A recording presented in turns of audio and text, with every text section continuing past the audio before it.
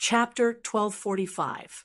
Hundreds of elite cavalry from Lingzhou escorted the three carriages into Liangzhou City. The person at the front was Lingzhou Deputy General Han Laozhan. Looking at his armor, he was also one of the most powerful officers in Beiliang. This made the commoners who saw this scene click their tongues in wonder. They did not know who or what it was that made the Lingzhou military mobilize so many people, emptying half of the military officers in Lingzhou in an instant. Among the group of horses, there was one person who stood out. More accurately, he was like a chicken standing out from a flock of cranes. Among the large group of horses, cold swords, armor, and sharp spears, only this person was wearing the uniform of a civil official. He was escorting the carriage at the front. From time to time, he would glance at the window. His eyes were filled with pride, which was exactly what Su Weisheng had said when he was young. He was the head of the Golden Weaving Bureau, Wang Lofting. This time, he rushed to Beiliang Palace, not because of the Weaving Bureau, but because this young family head of the purple gold Wang family had done a beautiful job. He was worthy of Lingzhou Deputy General Han, Laozhan being at his beck and call. Inside the three carriages, there was no gold or silver, nor was there any auspicious sign to pay tribute to Qingliang Mountain. There were only 3 pieces of clothing. After the Golden Weaving Bureau changed owners, Wang Lofting focused on this matter. In the other territories of the Liang dynasty, the position of weaving officer was just a secret agent with a rank. They were the eyes and ears of the emperor. They had the privilege of sending a secret letter to the imperial study. Wang Lofting was a weaving official who was promoted by Northern Liang after Li Shifeng retired and returned to his hometown. She had nothing to do with the talented and resourceful son of the Zhao family. Wang Lofting, other than closely monitoring the Jianghu factions in Lingzhou, especially the rise of the Fish Dragon Gang, he was more of a weaving officer doing the work of mending clothes. In the front carriage, there were 3 women. The oldest woman was not more than 30 years old. There was a small purple sandalwood box in the carriage. The youngest woman had a graceful figure and an outstanding appearance. Although she was wearing a woman's uniform made of ice, the details showed her thoughts. Her face was painted with a suitable shade of yume, and the stone used to draw her eyebrows was purchased from Xinyang Zhai, which was known as Lingzhou's women's money-squandering brothel. On her wrist was a disc-shaped carved fish jade pendant that symbolized good luck. At first glance, this woman could tell that she came from a wealthy family. Compared to the other 2 women with few accessories, she was worlds apart. However, this rich woman always talked and laughed with the older woman, but she made things difficult for the woman with the surname Su. Of course, these tricks were all under the table and would not be disliked by others. The young woman did not know why she was so hostile towards the poor widow. No matter how she looked at her, she did not feel comfortable. Perhaps it was because the Su family's woman's chest was even more bumpy than hers. Or perhaps it was because she was clearly a country bumpkin with a son, but she was more popular with men than she was in the Golden Weaving Bureau. It was just like one of the weaving officer's confidants who was blind and fell in love with this woman at first sight. It was as if he had been bewitched. He even rejected the marriage that his family had agreed on, saying that he would not marry anyone other than the Su family's woman. He even said that as long as the woman nodded, he was willing to marry her officially. He did not mind her past and would even treat her son as his own. It was not just this scholar who had wasted 20 years of studying. There was also a general in Lingzhou who was about to become a military officer in his early 30s.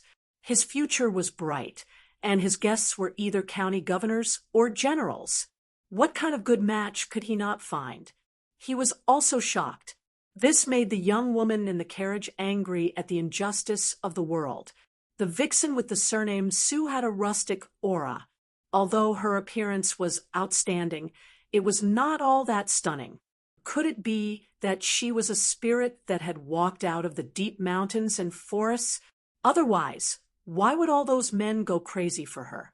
She glanced at the woman who was silently criticizing the vixen Sue. Then she smiled at the older woman and said, "Sister Song, when I was young, I heard my father say that he had once gone to Mount Qingliang. At that time, he was going hand in hand with County Governor Liu to participate in our little prince's birthday celebration. My father also said that the general had personally come down from his seat and drank a cup of green ant wine with them." The older woman smiled and agreed. "Zhao, or who doesn't know that your father is the god of wealth in Lingzhou? It is a good thing for him to go to the prince's estate. Zhao, or your literary talent is good. This time, if you go to Mount Qingliang with official Wang, you might catch the prince's eye and accidentally become one of the popular female scholars in Wutangen. When that time comes, don't forget about Sister Song." The young woman who was nicknamed Zhao, or covered her mouth and smiled, borrowing Sister's auspicious words. The female scholar really does not dare to have extravagant hopes. It would be a great fortune for Zhao, or to be that prince's maidservant. The young woman who had left her home to join the weaving bureau, Su Qing, had a faint expression. She did not want to participate in the conversation between the two women beside her. In reality, she still did not know how she had been chosen by the Yuzhou government as a female embroiderer. She had been chosen along with a dozen other women who were clever and skilled in their hands. She had then gone to the rich and fertile Lingzhou, which had the reputation of being a little Jiangnan. She could only explain that she had been in her hometown at Tumbling Horse Pass when she had the time to sew some personal items for the women of the Yuzhou government officials. That was how she had this inexplicable opportunity. In reality, she was not very willing to go to the distant Lingzhou at first. Her son, Yusong, was still young. Although their family did not have much farmland, it could not be delayed. The countryside had always been like this. If there was less sweat, there would be less harvest. God's eyes were very sharp. However, the village's village chief said that this was a great honor for Zhao village. As long as she went to the Lingzhou Weaving Bureau, not only would the village exempt Yusong's tuition fees from the private school, they would also ask the neighbors to help take care of her family's crops. Yusong could even stay with the teacher. This was a great thing. Even so, without any worries, Su Qing still asked Yusong. The child was sensible. Although he loved his mother, he patted his chest and said it was fine. His mother could go to Lingzhou and he could take care of himself. He also promised that when his mother came back, he would be able to recite the 300,000 by heart, thinking of her sensible child. Su Qing's heart warmed and the corners of her mouth curled up. Zhao glanced at the woman's smile from the corner of her eyes and felt hatred in her heart. This Su Qing's appearance was just like that, but it was this kind of silent charm that could seduce men. It was not that she did not want to learn, but she could not learn. In the end, she could only resentfully give up. Out of sight, out of mind, Zhao said proudly to the average-looking Sister Song, "Sister Song, of the 3 python robes and phoenix robes that were made by the Weaving Bureau, the python robe is naturally for our prince to wear. The other 2 should be for the 2 Wangfei. My father once drank and chatted merrily with a head steward of the Liu family. At the beginning of the year, that steward privately said that the young miss of their family might not be able to become the main wife. However, 1 main wife and 3 side concubines have always been a long-standing rule in the Liyang sect. Even if the young miss of the Liu family isn't the main wife, she would still be the first of the side concubines. The young miss of the Spring God Lake Wang family is ranked behind her. Sister Song, it's fine if you've heard this before, but you can't tell anyone else. There will be big trouble. The older woman knew that no matter how small the matters of the imperial family were, they were still more important than the monstrous matters of the common people. How could she dare to carelessly gossip about such a secret? Hearing this, she was startled and became even more respectful towards Zeo, who was technically her subordinate. She thought to herself that in the past, she would occasionally put on airs in front of Zeo. On this trip to the prince's estate, shouldn't she be a little more careful to mend the pen after the sheep were lost? The specifications of the Golden Silk Weaving Bureau were roughly the same as the other major weaving bureaus of the Liang dynasty. Among the 3 major workshops, other than the silk machine room, the other 2 workshops were exactly the same. There were more than 600 people in total, and more than 400 looms, such as her, who were registered in the Weaving Bureau, and temporary residents like Su Qing, who were recruited temporarily. The chief weaving official, Wang Wolting, was said to be the new Prince Liang's favorite. She didn't know whether this was true or not, but the local yamen of Lingzhou and the Fish Dragon Gang didn't dare to not give Lord Wang some face. As a result, the Weaving Bureau was able to obtain benefits from both sides. This made her, a small official in the silk workshop, feel honored. She was no longer like before, when Li Shifeng was in charge of the Weaving Bureau, where no one cared about him or loved him. The reason why she didn't ostracize Su Qing like Zeo was because she had a secret hidden in her heart. She had once seen Lord Wang reprimanding someone in a secluded place from afar. It had to be known that the person being reprimanded was a military officer who held half of the county's military power. The military officer's son, who had an excellent reputation, was slightly older than Lord Wang. At first, he wanted to retort, but after Lord Wang said something, she saw the military officer's expression change drastically. When the military officer, who usually walked with a swagger, left, she looked like a frosted eggplant. She felt like she had lost her soul.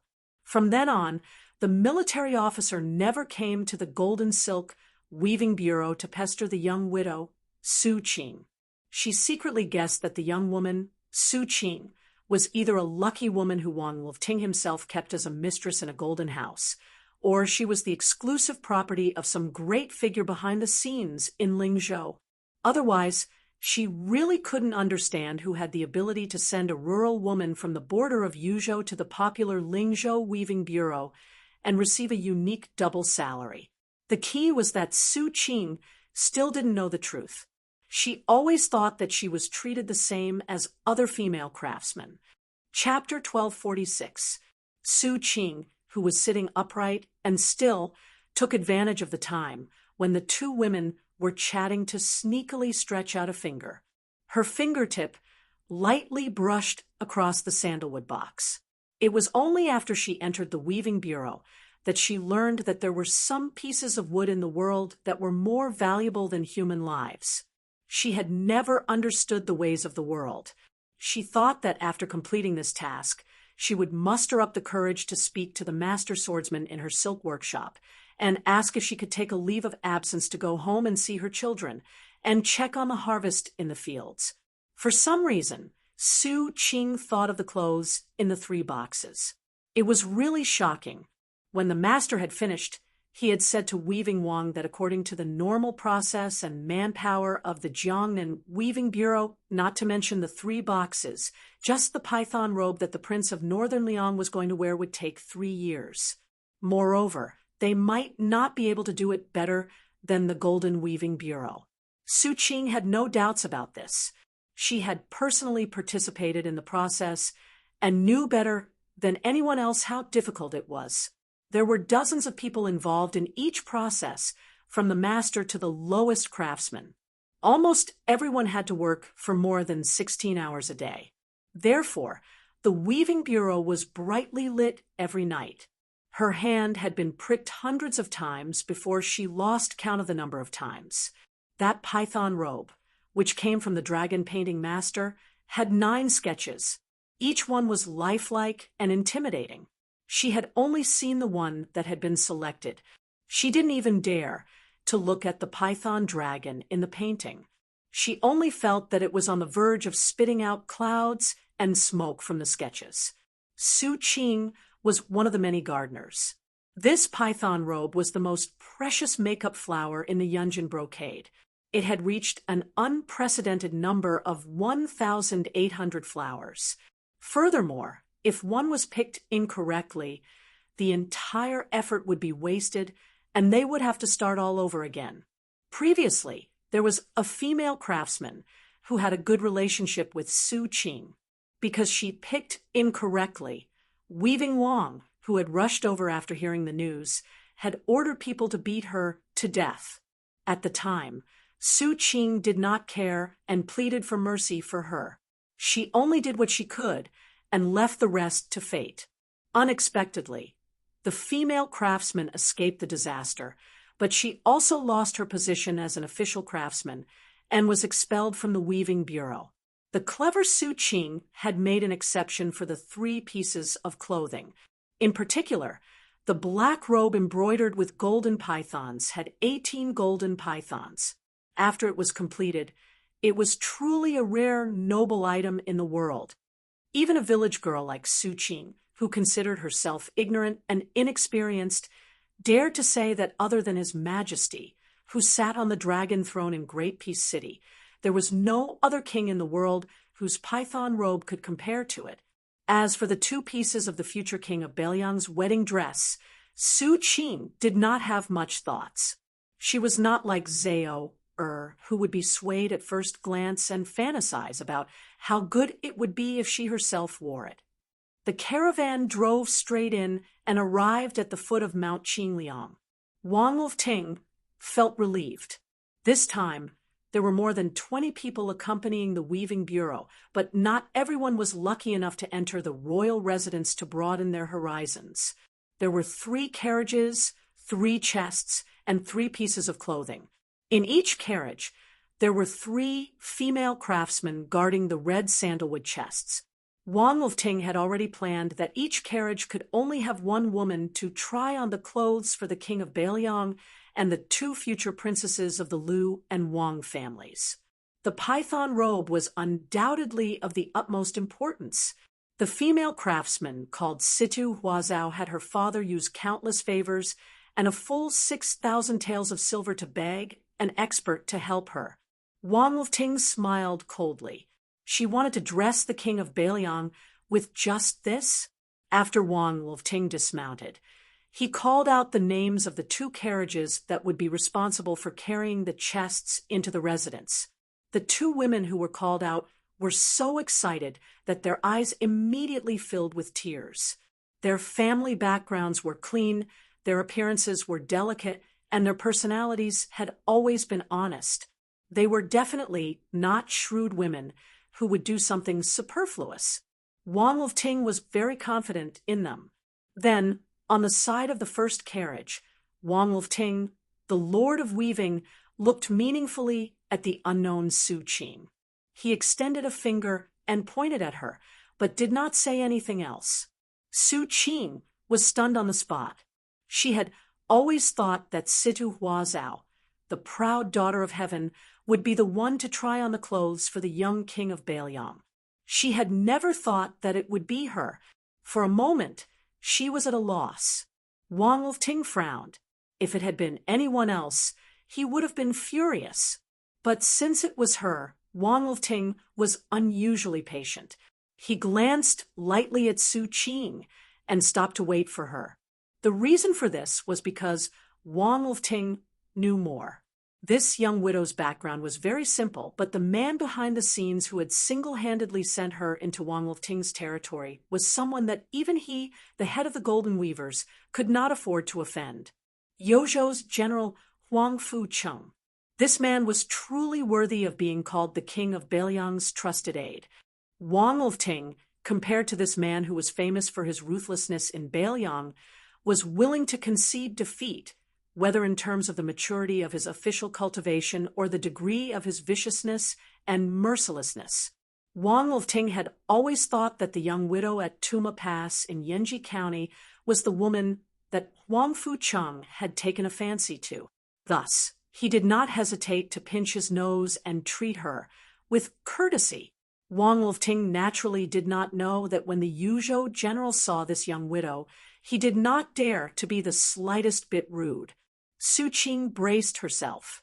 She carried the not-so-heavy sandalwood chest and followed the crowd into the prince's residence in a muddle-headed state.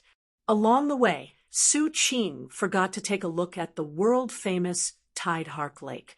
In the past, when people in the Weaving Bureau talked about the lake, they would always be full of longing. They would use hearsay and exaggeration to describe the scene of thousands of carp swimming in the Tide Hark Lake. Wang Lifting slowly ascended the mountain.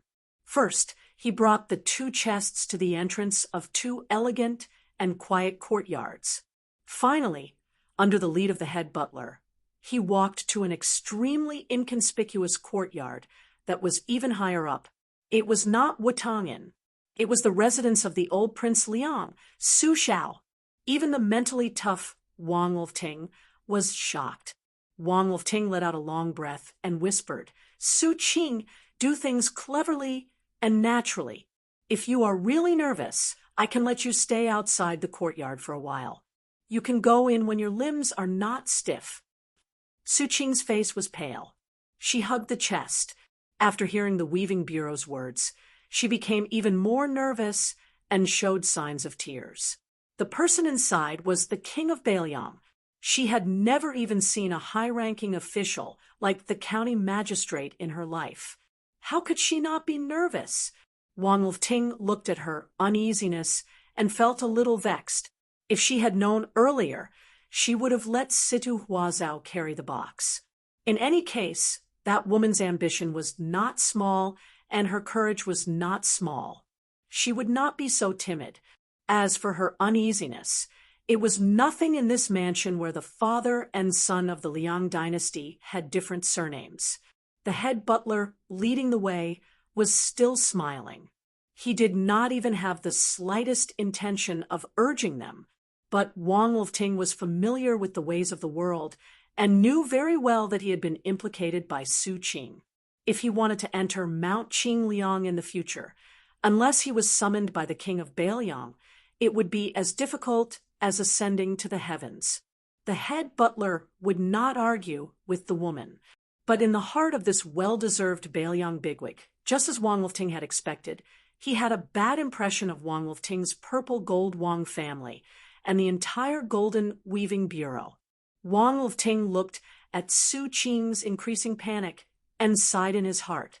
The head butler narrowed his eyes and glanced at the young weaving official, then turned to the woman and smiled warmly. "Miss, it's fine. Our prince is the most easygoing person in the world. Don't worry and go in. It doesn't matter if you do something wrong. Why don't we make a bet? If His Highness speaks harshly to you, when you come out, I will give you 10 taels of silver. If His Highness is really, as I said, very easy to talk to, miss, you will have to give me 10 taels of silver. How about it?" Su Qing finally relaxed. She bit her lip and nodded. She was no longer at a loss as to where to put her hands and feet.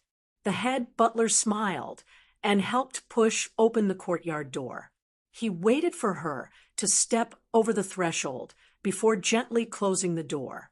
Then Su Qing saw the back of a young man standing alone under a loquat tree that was still green in autumn. The loquat tree was lonely. He was also lonely. Su Qing was stunned. She blinked, thinking that her eyes were playing tricks on her. After blinking hard, she still felt that it was inconceivable. Why was his figure so similar to the young master who had passed through Tumbling Horse Pass twice? That person turned around. Su Qing immediately felt relieved. But when she saw his eyes, she was on tenterhooks. Their appearances were not the same person, but their eyes and eyes were too similar. Su Qing was completely stunned. She knew that the young vassal king in front of her was destined not to be that person, but at this moment, She thought of that person at an inappropriate time. She really missed him. Little Miss Su Qing knew that she should not be like this, but she was like this. Su Fengnian was also stunned for a moment, but he quickly figured out the reason. It was definitely Wang Fucheng's superfluous action, but since it had come to this, he did not want to say anything more. Walking in front of her, he took the chest and said indifferently, "This king can wear his own clothes. You just have to wait in the courtyard. After the time it takes to burn a stick of incense, leave.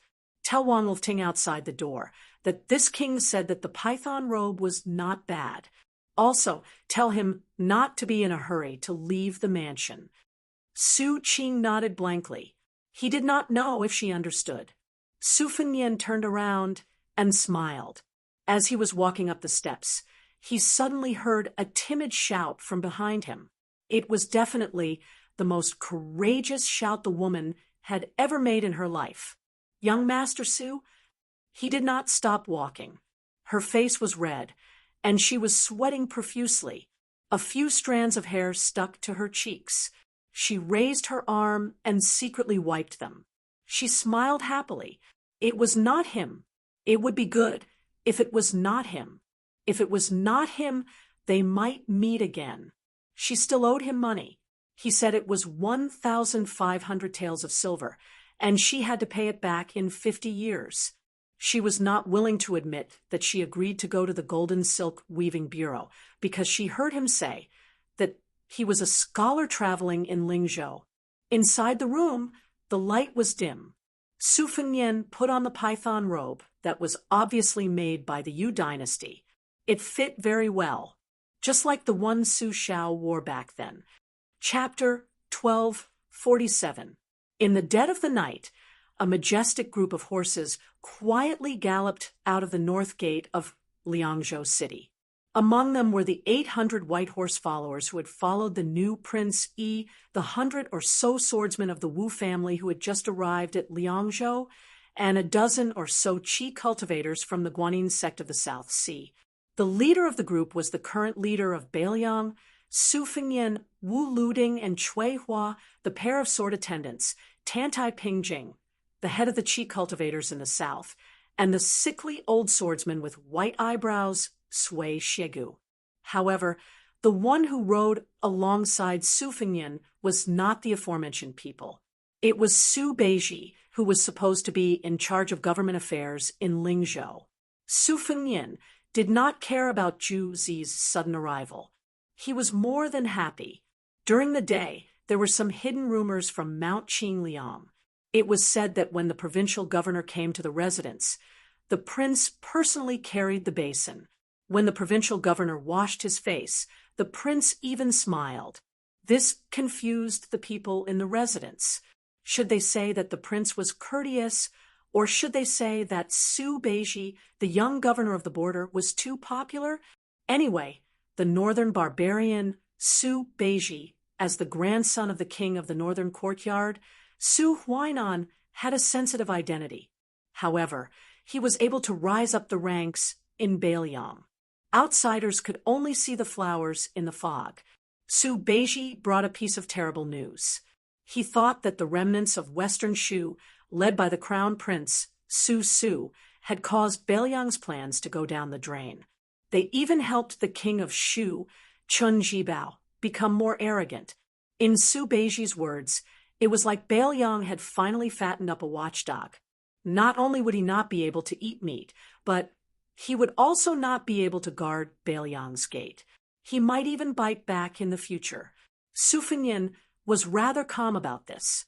When he first found Su Su and this old man's son, Zhao Dingxiu, in a small town in Beimang, he did not have much hope after interacting with him. Firstly, Su Su was too lazy. If he was in Jianghu, he might do his best. However, if he was asked to go to the temple and scheme, he believed that Su Su would not hesitate if he could quit. Relying on this kid to revive Western Shu was more disappointing than relying on him, His Royal Highness, to carry the flag for Beiliang. It was simply hopeless. Furthermore, Zhao Dingxiu was half an imperial tutor. as long as he could revive his country, it did not matter who helped him. The relationship between Bailiang and Su Fengnian was not enough for Zhao Dingxiu to disregard the big picture and wrestle with Qin Jibao.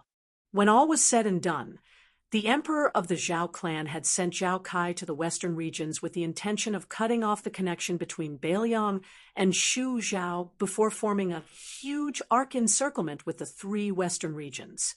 Unfortunately, he was intercepted by Su Fengnian and failed at the Iron Gate.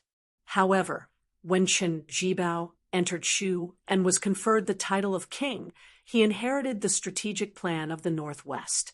Although Su Fengnian took advantage of this opportunity to win over the sixth Jewel Master and started to infiltrate the western regions, Qin Jibao quickly returned the favor and sat in western Shu while looking at southern Zhao. It could be said that both sides won and lost in this battle. However, to Great Peace City, which was watching from the other side, it was a win for them. Without Shu Zhao, which could allow Bailiang to retreat, Bailiang was equivalent to an extended strategic location. Even if the battle was tight, they could only fight to the death until the Su family's accumulated resources in Su Zhao's hands were exhausted. However, if he only wanted to make Su Fengnian angry, Su Beiji wouldn't have personally come to Mount Qingliang. The Lingzhou provincial governor's urgent audience came with a draft regarding the reform of the Bailiang's military. Previously, Su Fengnian listened to Qin Shiliang's suggestion and carried out a series of sweeping and decisive actions to clean up the accumulated abuses in the Bailiang army. A large number of captains and miscellaneous generals who were as numerous as the hairs on an ox were all fired. This made the originally unremarkable position of captains in the three provinces of Liang, Yuling, and Lingzhou become a powerful martial arts club that was only second to the three generals of a province. Then, he took back a large number of miscellaneous generals who were originally meant for the meritorious officials to retire at home. This shook the foundation of many of the general families in Bailiang. After the older generation of generals withdrew from the border, the titles that they wanted to pass down to their descendants as family heirlooms were swept into the trash basket of history. Most of the family's descendants had never personally accomplished anything. This created an invisible gap because the firewood for a family's torch was taken away. Su Beiji said that in times of peace, whether Mount Qingliang robbed the rich to help the poor or even killed the goose that laid the golden eggs, it wouldn't affect the Su family's position in Bailiang. However, right now, they were at a critical juncture where Beimang's million-strong army was pressing down on the border. Whether or not the general families were willing to contribute, they had to fight for it. After leaving Liangzhou, Su Fengnian didn't interrupt from beginning to end. It was always Su Beiji who spoke tirelessly about the pros and cons. Su Fengnian wasn't someone who couldn't listen to opinions, but he was indeed a bit troubled. To be more precise, he had difficulties that he couldn't speak of. If it had been anyone else who brought up this matter, Su Fengnian would have accepted it without hesitation. However, since it was Su Beiji who brought it up, Su Fengnian had to think carefully. Su Beiji didn't mind Su Fengnian's silence. He continued to talk about the general framework of Bailiang's army in his mind. The border army doesn't need to draw legs on a snake. Just follow the old rules and do things. The local officers, both old and new, are also clear about their duties.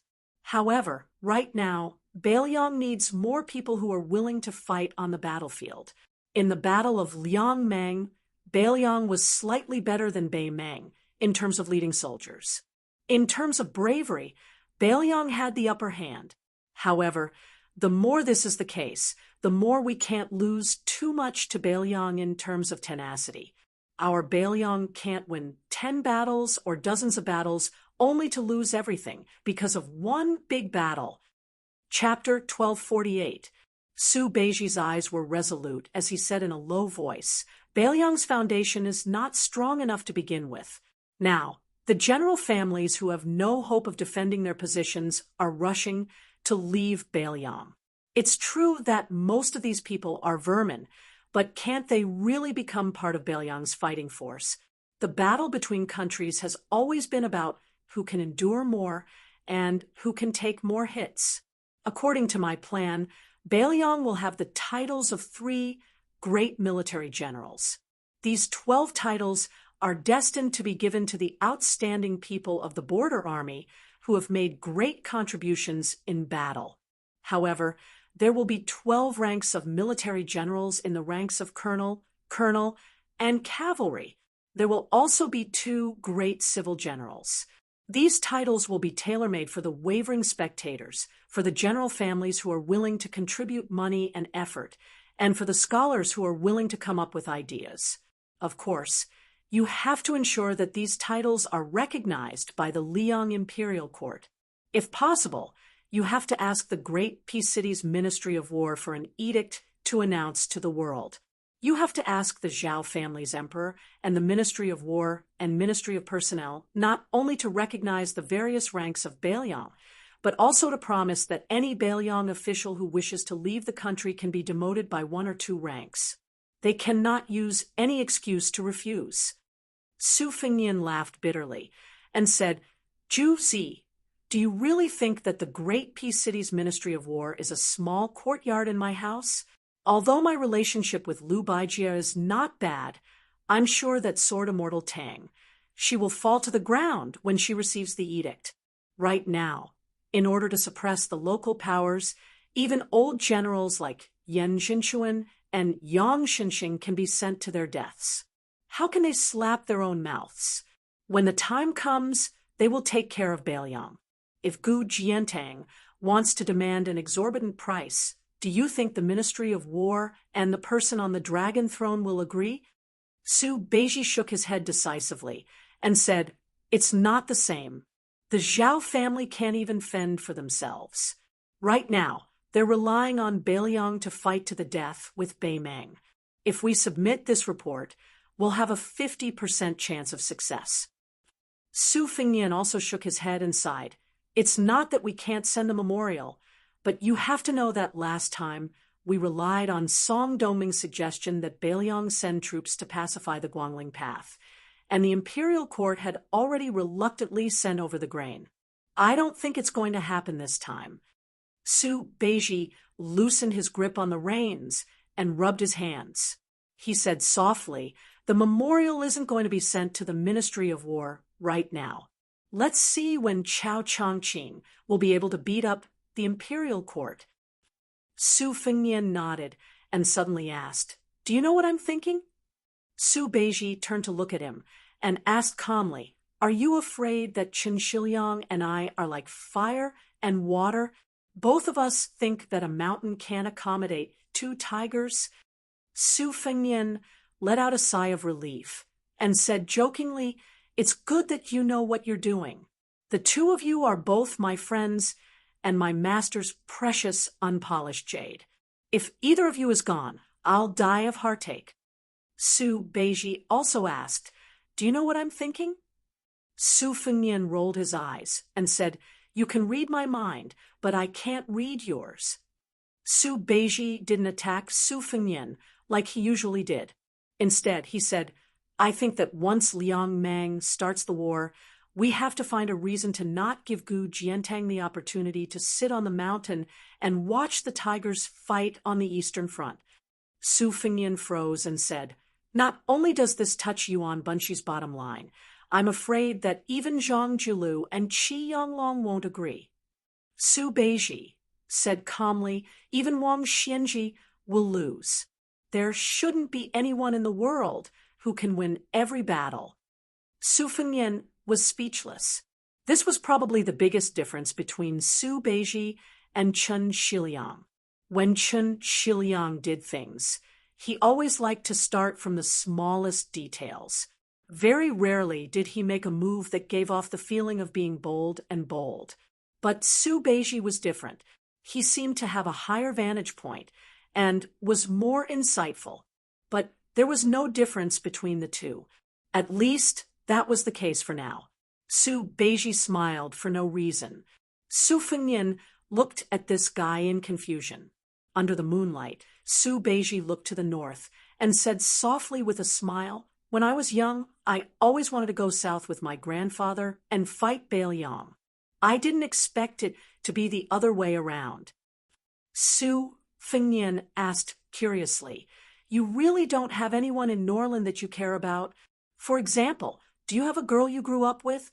Are there any good men who share the same interests? Are there any bastards who you want to ride on top of his head to vent your anger?" Su Beiji's face was calm as she replied softly, "No, a plan could be worth a city, and a few words could set the foundation of a country." Su Fengnian was waiting to see who would become the first strategist in Bailiang to be worthy of such a title. At this time, one of the 100 swords of the Wu family sped up and passed by Wu Luding and the female sword attendant. He came to Su Fengnian's side and cupped his fists. He said loudly, "I am Xie Chenggan from a fallen country. If I may be so bold as to ask, would your highness be willing to spar with me when you are free?" Su Fengnian smiled and said, "Is it for yourself or for Western Shu?" Xie Chenggan, who had once lost to the sword emperor of Western Shu by half a sword, said, "Honestly, both." Su Fengnian pulled on the reins of his horse and rubbed salt on the wound of an old swordsman. He said lazily, "Senior Sui, someone wants to spar with me. Shouldn't they ask you first?" It was indeed Su Fengnian's latest defeated opponent, Sui Siegu. He was so angry that his white eyebrows fluttered. He snorted coldly, but did not refuse. The haggard Xie Chenggan said calmly, "I know that I am not your highness's opponent, but if I don't use this sword in my life, my conscience will not be at ease." Chui Hua, who was resting with her eyes closed, asked coldly, "Xie Chenggan, after entering the tomb, do you have any sword of your own to speak of?" Xie Banjian's expression suddenly dimmed. He wanted to speak, but stopped. Wu Luding laughed and said, it's fine. Since we have left that lifeless place, we don't have to pay too much attention to those rules and regulations. Grandfather Xie said it was a spar, not a life and death battle. I believe that the king of Bailiang is magnanimous. If we don't fight when we are in an invincible position, it would be unreasonable. That's right. Su Fengnian turned his head and looked at the sword crown of the Wu family, who he had never dealt with. "All right, let's spar too?"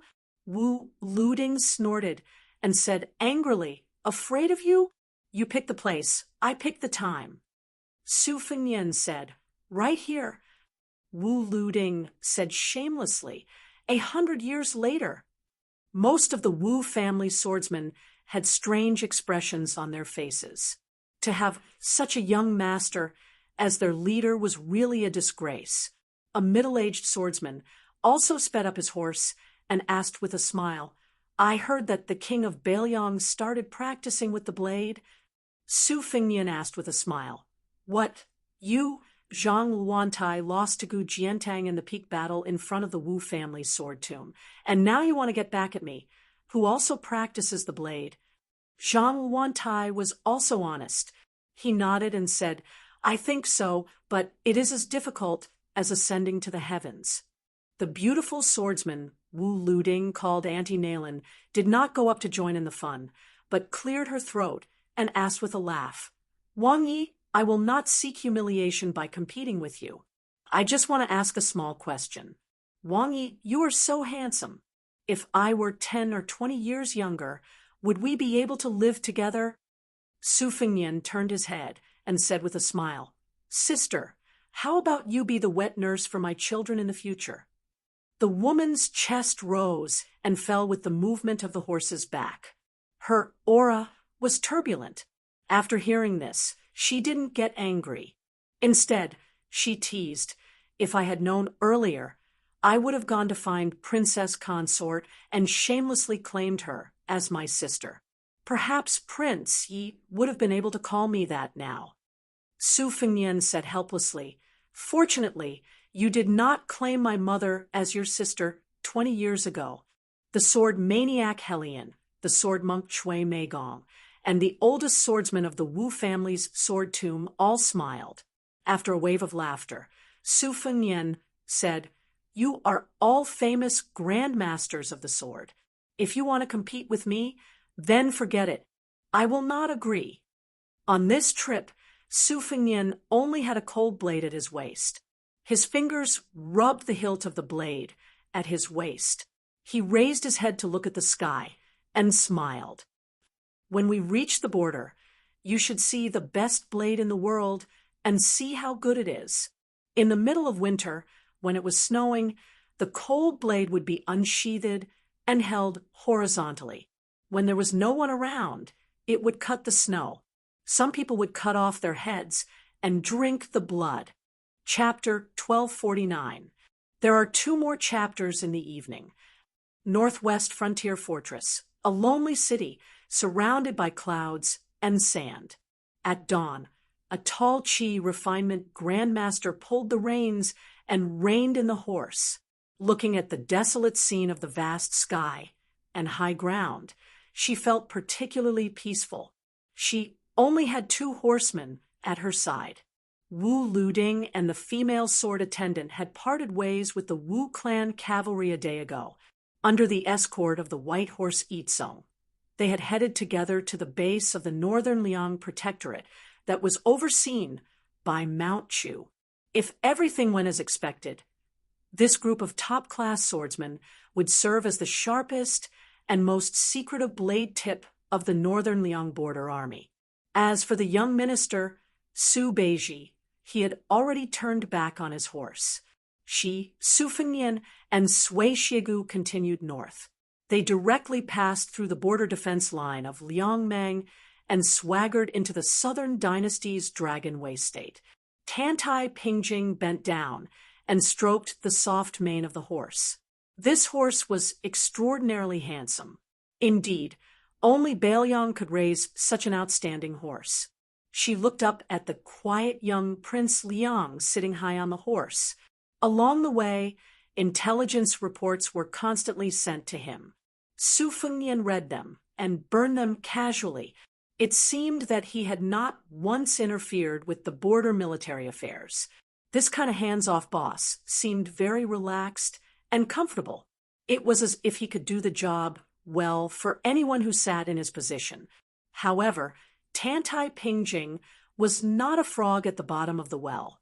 Since Bailiang claimed to have 300,000 cavalry, if they were in a peaceful world, not a person with the surname Su could be the Prince of Peace. The Zhao family of Liang would have already cooked the hound. Not to mention, in the current chaotic world, Beimang's million-strong army was pressing on the border.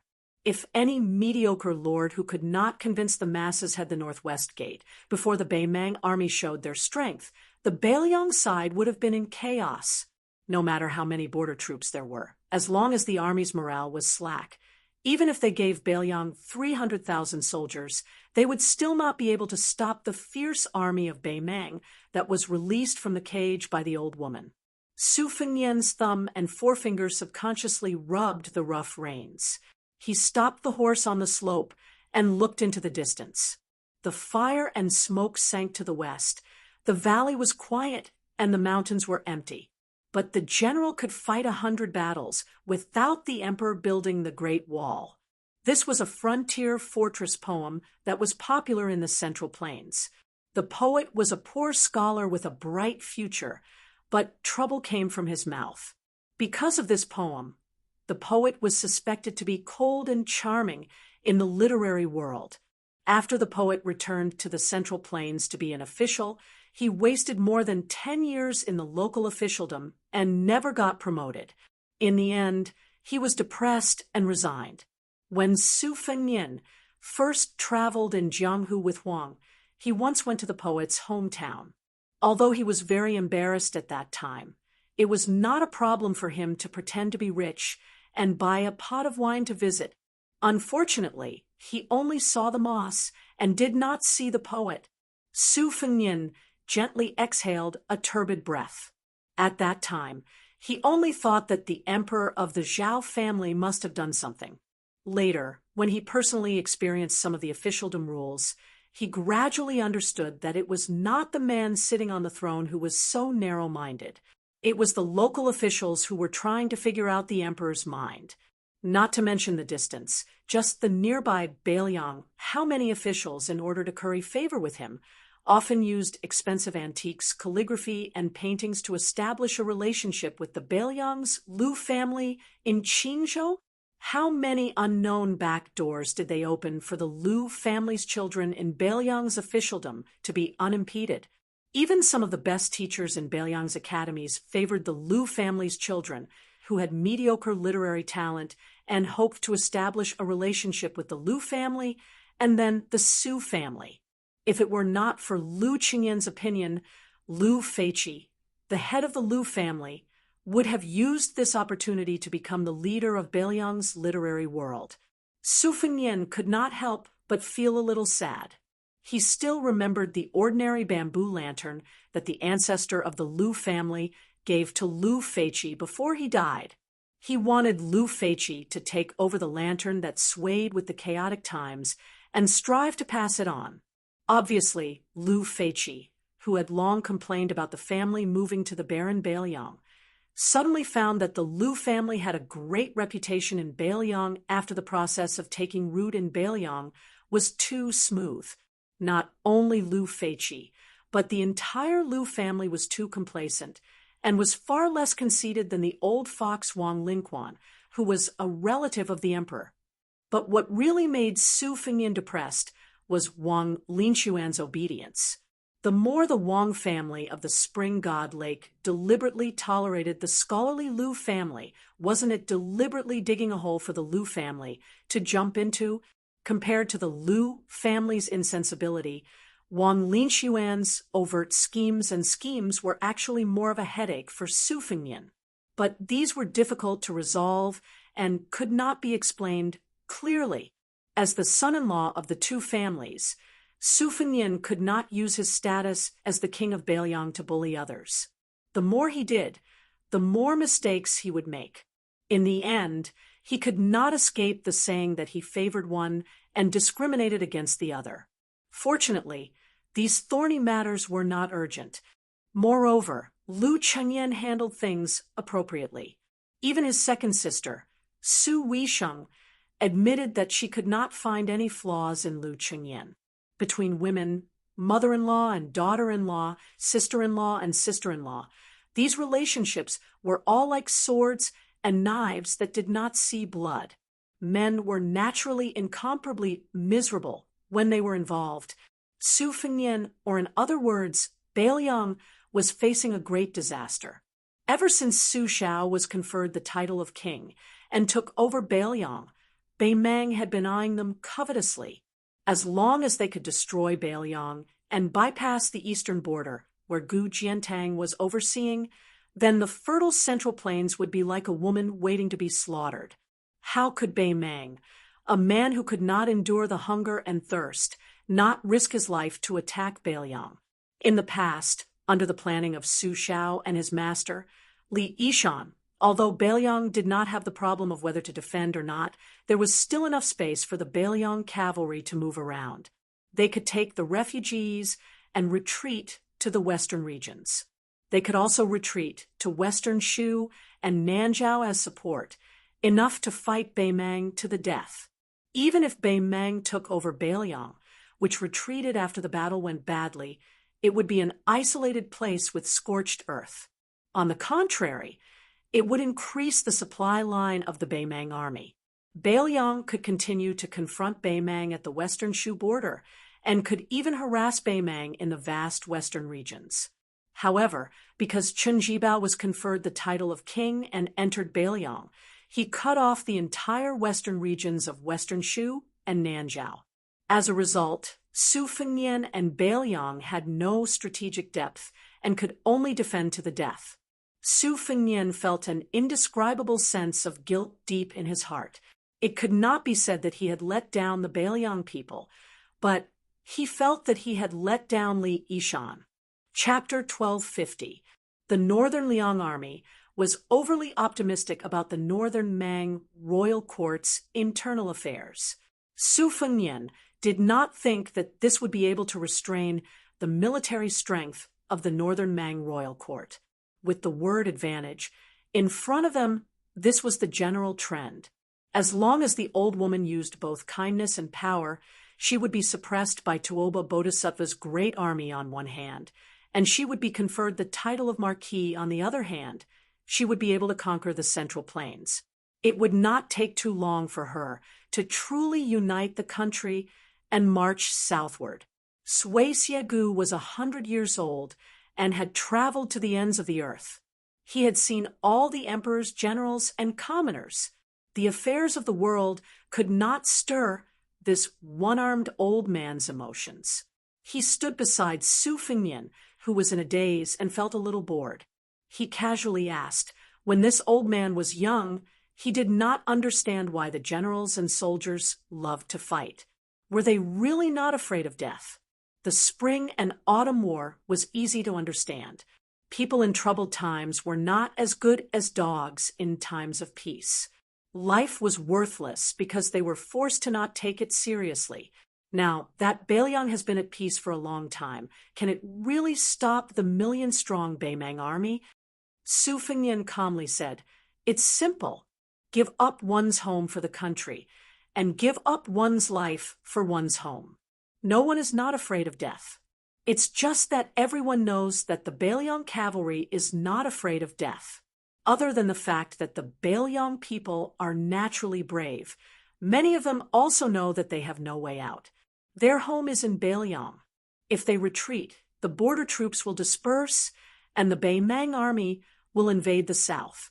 Even if they escape from Beiliang, their 2 legs will not be able to outrun the 4 legs of the Beimang army." Sui Siegu curled his lips and mocked, "None of you officials are good people." Su Fengnian laughed.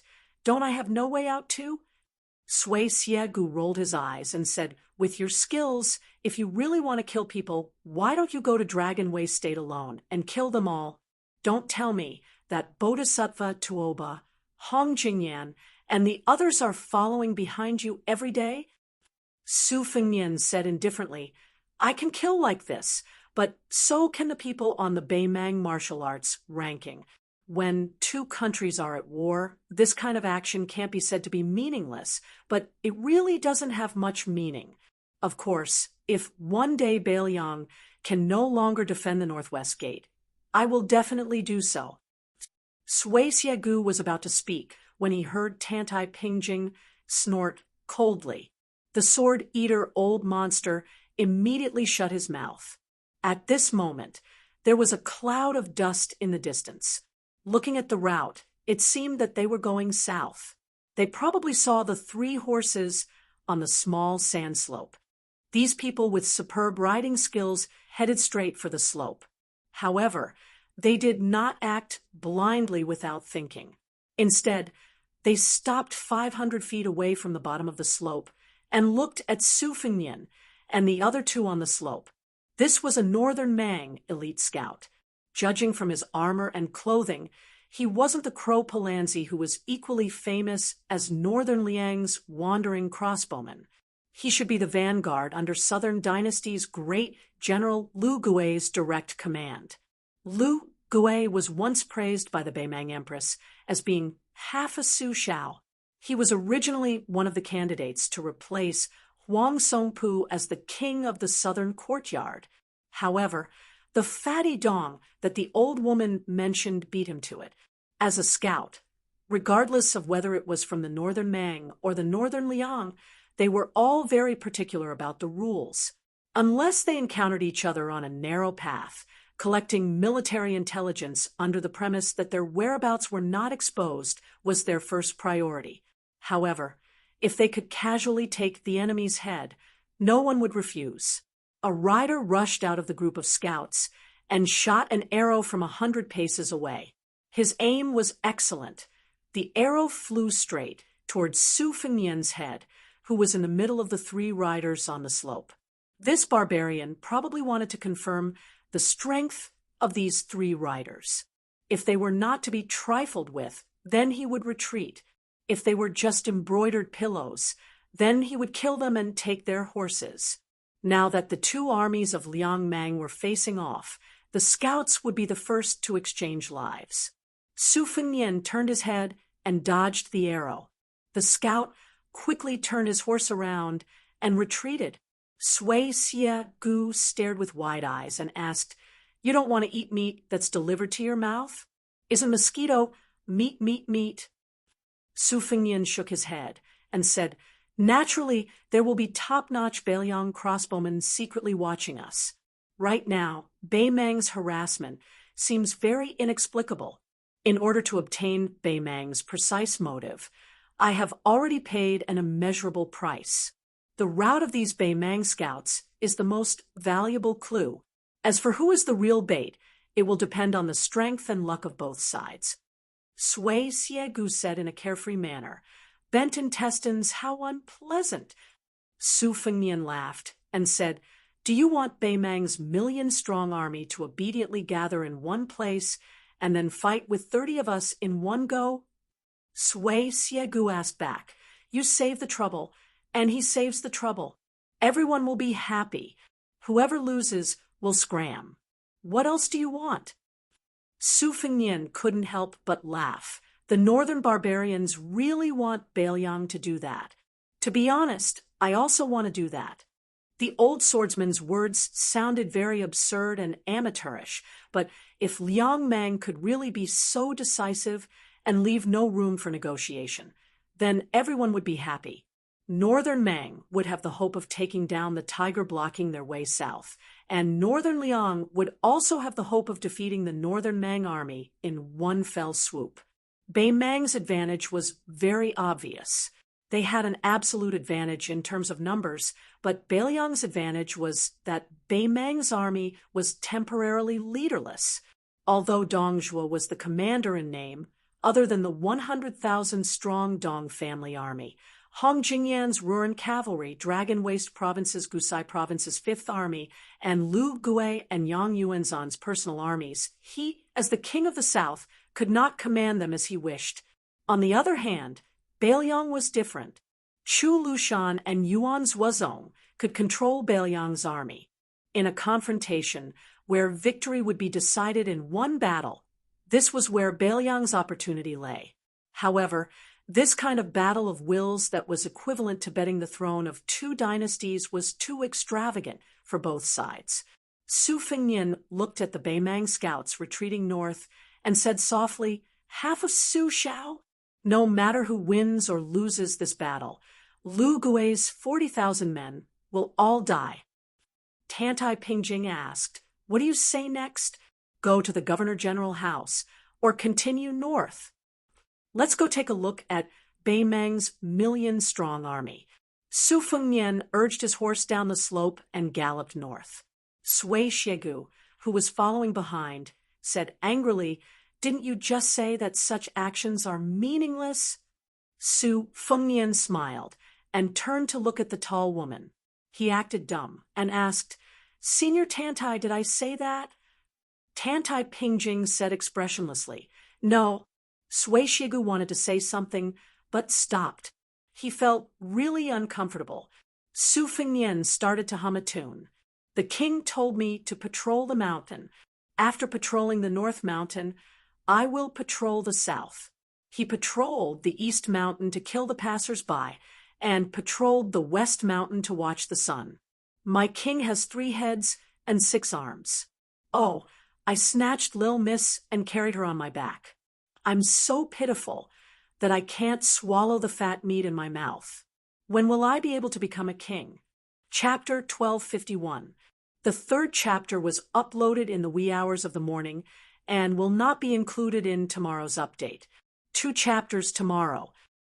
The Liang dynasty had 2 anomalies. One was Su Shao.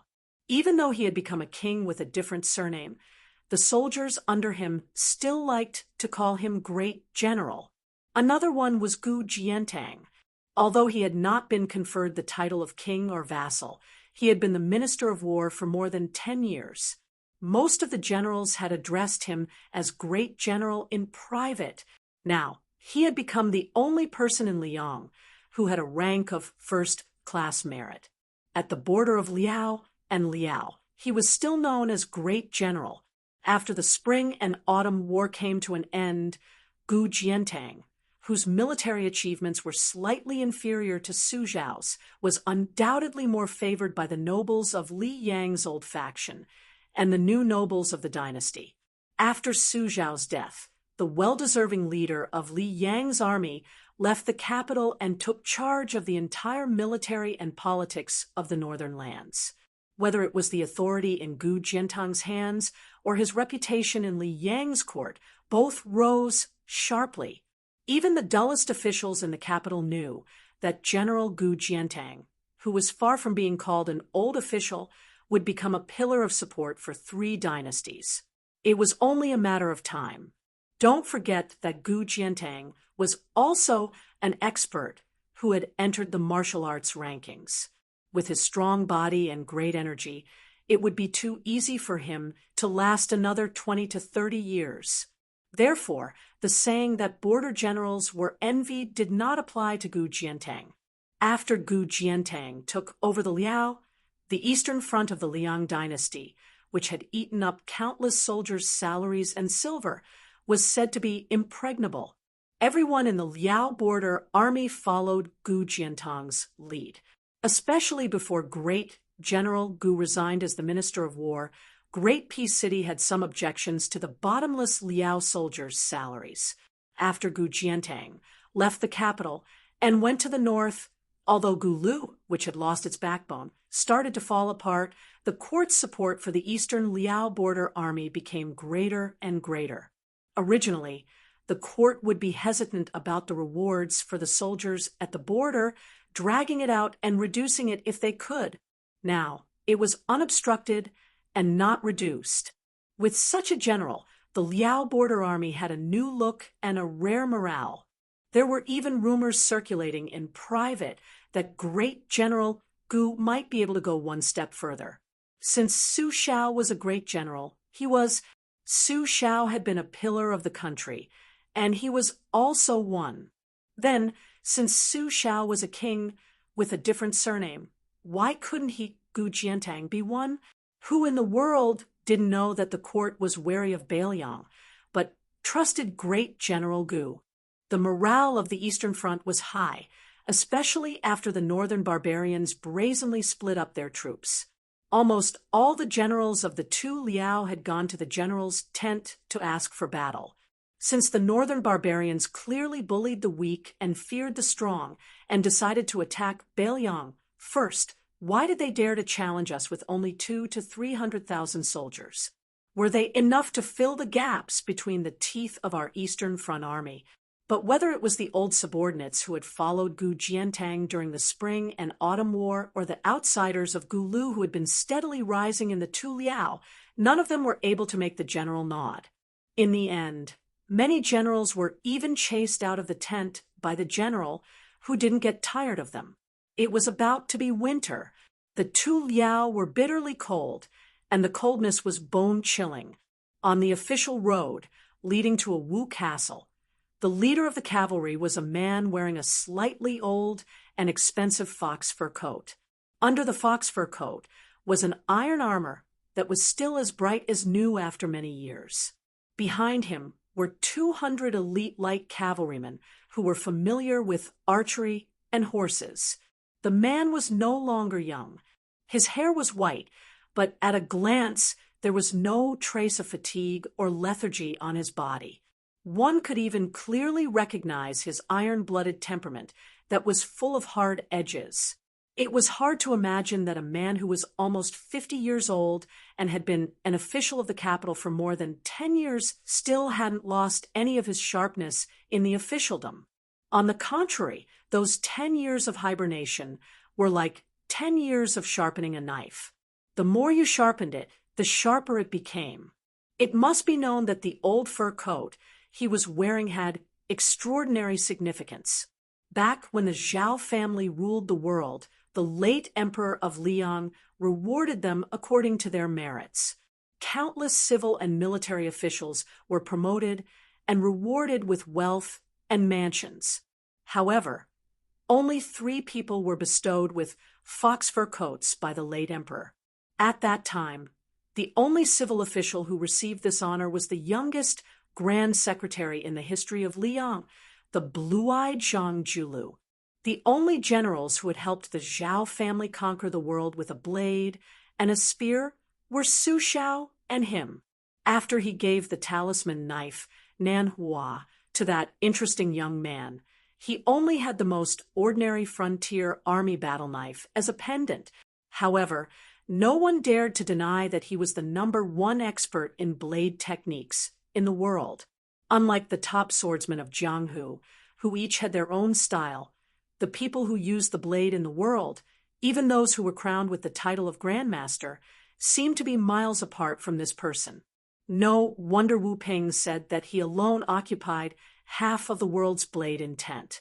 A group of travel-worn riders entered the official road from a small path in the west. Behind the man were 2 young military officers with similar appearances. One of them frowned slightly, while the other, younger, smiled knowingly. In the entire Liao, only that girl and that madman dared to block the road like this. It couldn't be helped. One of them was their father's most beloved daughter, while the other was half a son and half a son-in-law. These 2 military officers with real power at the border were not the sons of the aristocratic families in the capital who came to Liao to gild their names.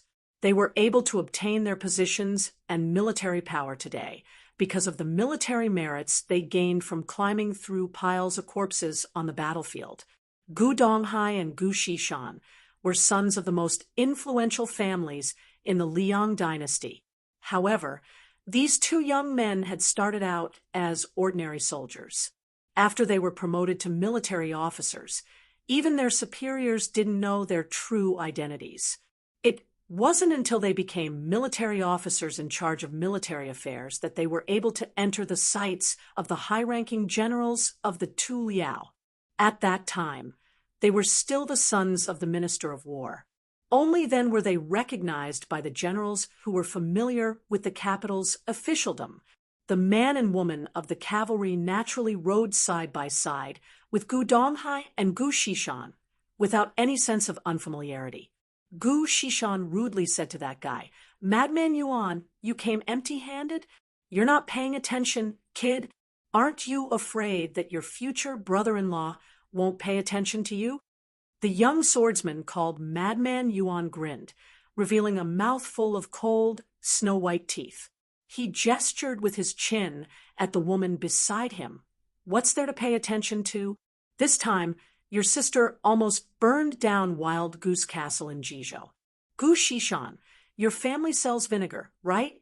You're such a big vinegar jar. With her ruckus, the entire Liao can smell the vinegar." The woman smiled, but didn't say anything. Gu Xishan laughed and said, "You should be content.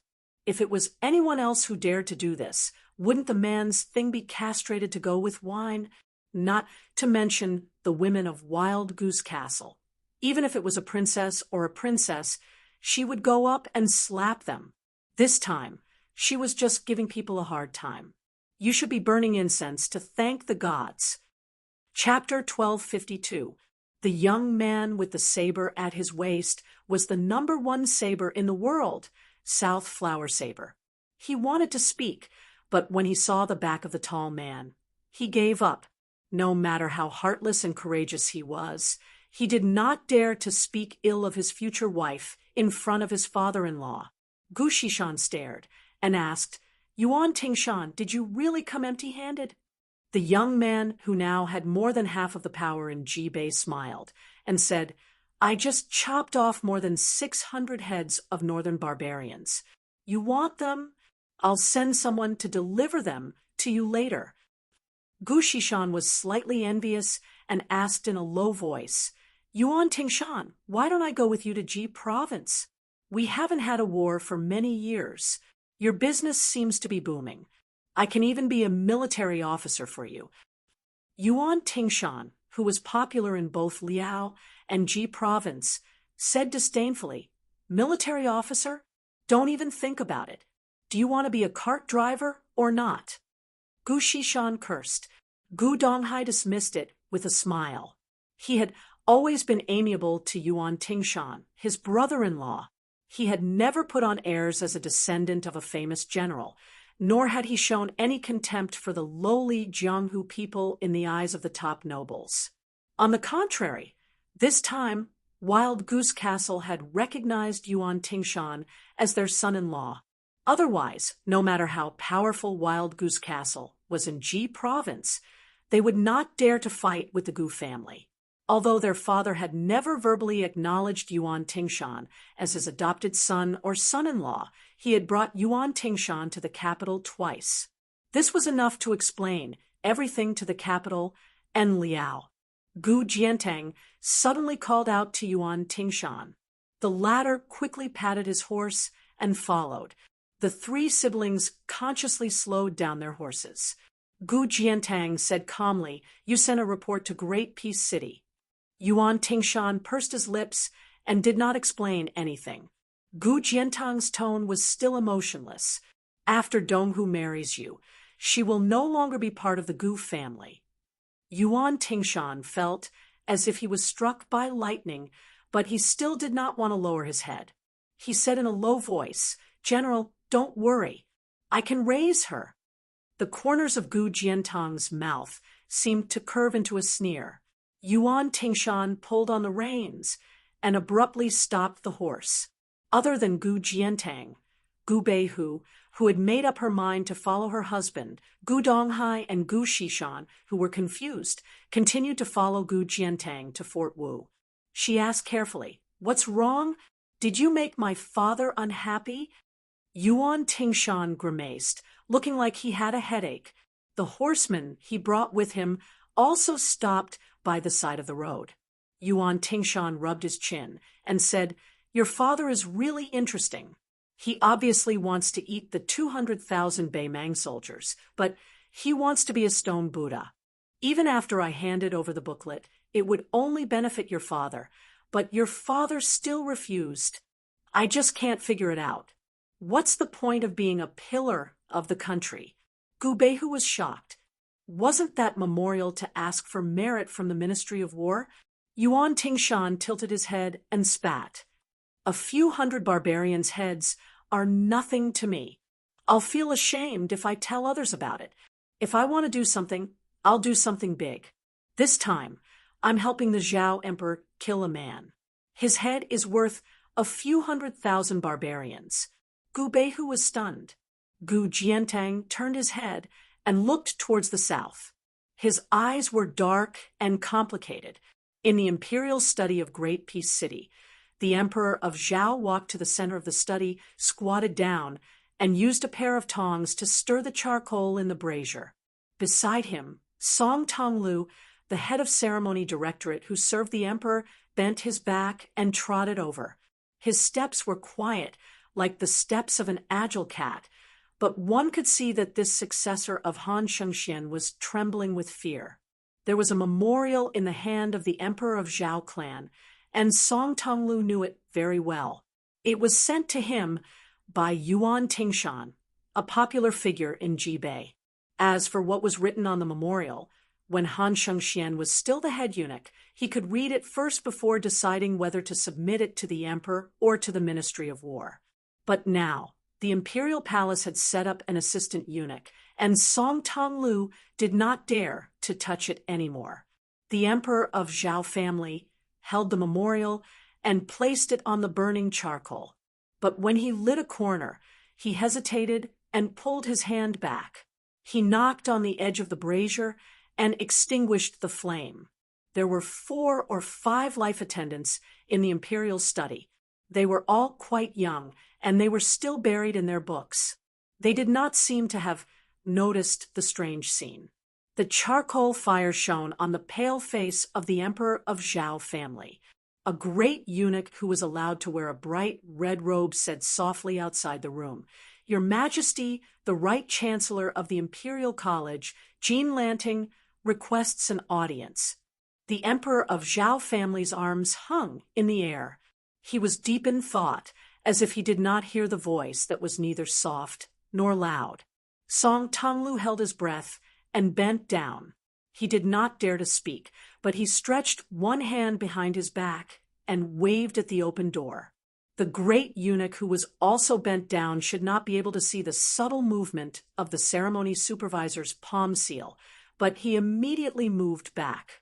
The emperor of Zhao family slowly came back to his senses and said calmly, "Permission granted." Song Tonglu said softly, "Your Majesty." The emperor of Zhao family grunted in acknowledgement. Soon, Song Tonglu quietly brought in a small embroidered stool. The emperor of Zhao family sat in front of the brazier. The memorial was placed on the front lapel of his yellow dragon robe. It was placed on a beautiful dragon that was baring its fangs and brandishing its claws. Jean Lanting, who had a beautiful beard, stepped over the threshold and was about to kneel down when the emperor of Zhao family said softly, "You're excused." The emperor of Zhao family stretched out his hand. Song Tonglu hurriedly brought in another stool. Jean Lanting, who was flattered, carefully sat down after thanking him. The emperor of Zhao family looked at the scholar from Beiliang. The haze between his eyebrows seemed to have lightened a bit. He said pleasantly, "Third young master, do you have something to report?" Jean Lanting's expression was calm and resolute. It was as if he was possessed by a god. He looked like he was about to die. He said respectfully, "I do have something to report. I should have reported it to you, but I think I should still report it to your Majesty face to face." Jean Lanting stood up, bent down, and took a few steps back. He knelt down with all his strength and prostrated himself on the ground. He said slowly, "Your humble servant Jean Lanting wants to impeach Grand Secretary Zhang Julu for 10 major crimes." Your humble servant, Grand Secretary. In the imperial study, almost all of the emperor's personal servants trembled. The emperor of Zhao family was silent. In the Eastern Palace, Crown Prince Zhao Zhuan stood alone under the golden birdcage with a dumb parrot. He was whistling happily. He said to himself, "His purpose is to be the world's #1 traitor since ancient times." He used power to avoid it. Let me calculate. How many crimes are there? Controlling the power of the court and acting arbitrarily, raising a border army for private reasons and squandering the national treasury, colluding with the powerful eunuch Han Shangxian, framing the valiant martyr Han family for personal reasons, not doing enough to govern the country, leading to the restoration of West Chu, and I can't seem to think of anything else even after racking my brains. Speaking of this, the Crown Prince smiled. It's really been hard on our third young Master Jean. Chapter 1253. As Beimang's army moved southward, Liuwa City, which was located at the border of Dragonway State, became an extremely eye-catching town. After the previous city magistrate, Tao Qianji, died without reason, the new city magistrate who replaced him naturally rose in status in the imperial court. However, when he received the news in haste, he was still quite frightened. Leading a few of his personal guards, he rushed out of the city with all his might. However, at the intersection of an official road and a small winding path, he was rudely stopped. The city overseer did not complain at all, only resentfully returning to his residence. On the way back, he didn't need to rush.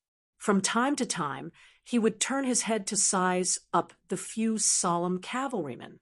"Hey, it's Beimang's self-proclaimed second-best scout, Crow Palanzi." It's said that training a single Crow Palanzi is comparable to training 2 heavy cavalrymen in Biding's imperial tent. Only that fatty was willing to spend so much money. Ever since Dong Zhuo was promoted, he still wore armor when he went out. Even when he went to the imperial court to see Her Majesty, he didn't wear the prominent official robe of the king of the southern courtyard. However, this time, he didn't alert any of the border armies. When he arrived near Lioa City, he changed into this robe that could be said to be second only to one person. He held the small hand of Tao Qianji's daughter, Tao Manwu, and walked to the front of the old and new graves. The old grave was quite old. Although the one lying in it had no relatives or friends, it wasn't overgrown with weeds in the past. This was because when the one lying in the new grave was alive, he would often have people pull out weeds.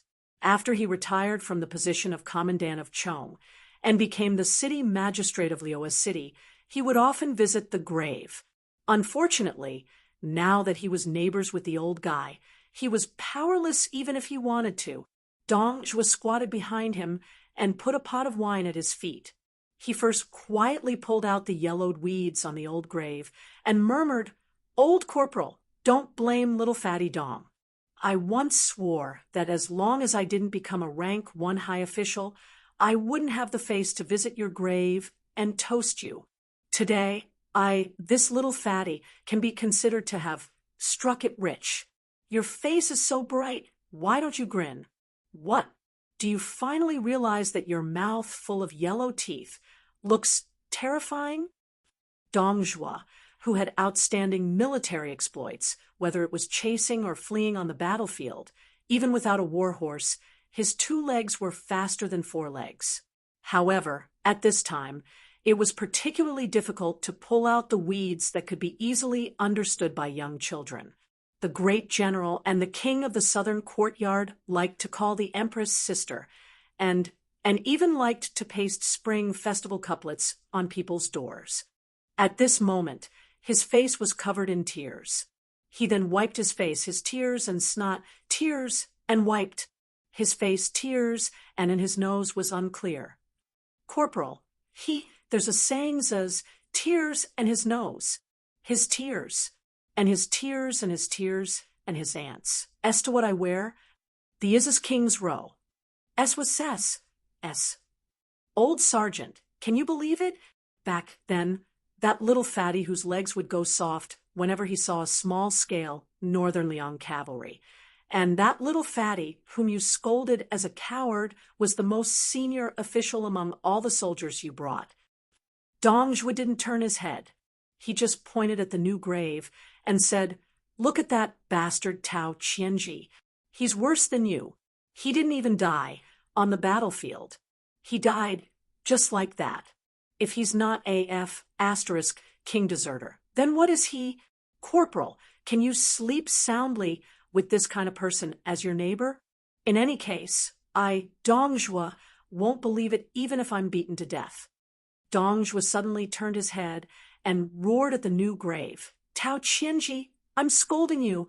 After the old corporal left, "You were the first among your brothers to become a corporal, the first to become a commandant, and the first to become a general. You think these are amazing? Bullsh asterisk T.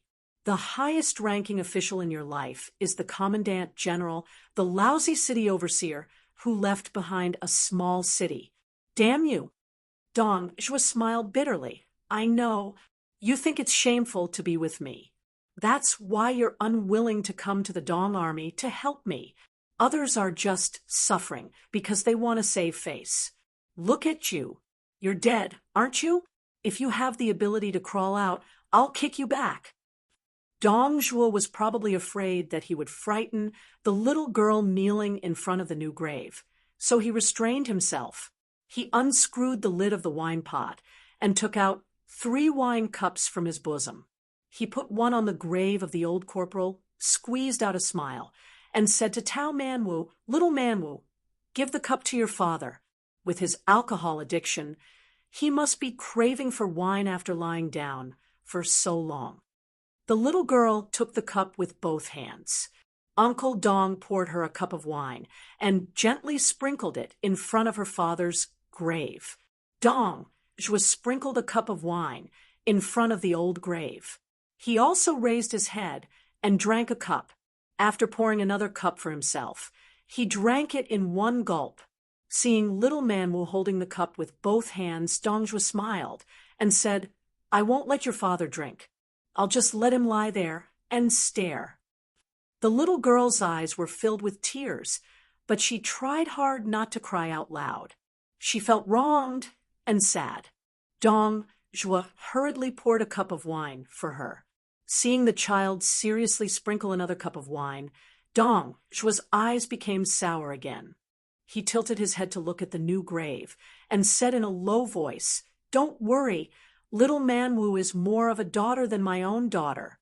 As long as I conquer Bailiang, if I'm still alive, I won't dare to say that I'll give the entire Central Plains to little Manwu as a dowry, but half of it won't be able to escape." Dong Zhuo turned to look at the old grave and said, "Old Corporal, are you going to say that I, little fatty Dong, am bragging again? This time, you really shouldn't look down on me. Nowadays, if I fart in the imperial court, a lot of people will say that it smells good. Hong Jingyan, Murong Baoding, and the rest of those awe-inspiring bastards all had to obediently assist me. Isn't the Bailiang cavalry the best in the world? Old Corporal, you have the guts to say that you want tens of thousands of them to die this winter? If even one of them dies, I'll dig a hole next to you and bury myself. I'll be your neighbor. If you really can't say it, you can just tell me in my dreams."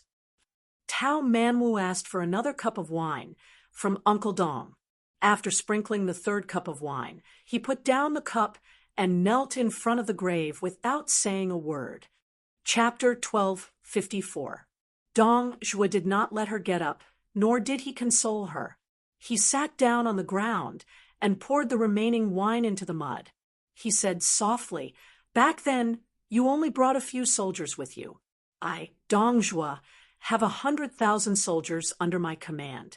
I also have the best crowbars in Beimang and the best foot soldiers in Beimang. The 300,000 soldiers in the 20 or so military towns in the southernmost prefectures of Gusai and Longyao are under my command, Hong Jingyan's Ruan cavalry, and the 100,000 private soldiers of great generals like Lu Gui and Yang Yuanzan are still under my command. Further north, the two Jidushi, who are holding half of the military tally, 200,000 soldiers, have also obediently handed it over to me. Once His Majesty has cleaned up the grasslands in the north, other than Tuoba, everyone else who has reached the border of the southern dynasties will also be under my command. Bailiang is not that big. With so many people and so many war horses, just a little pea is enough to cause a flood in Bailiang, a big battle before spring, and at most a battle during the autumn hunt next year.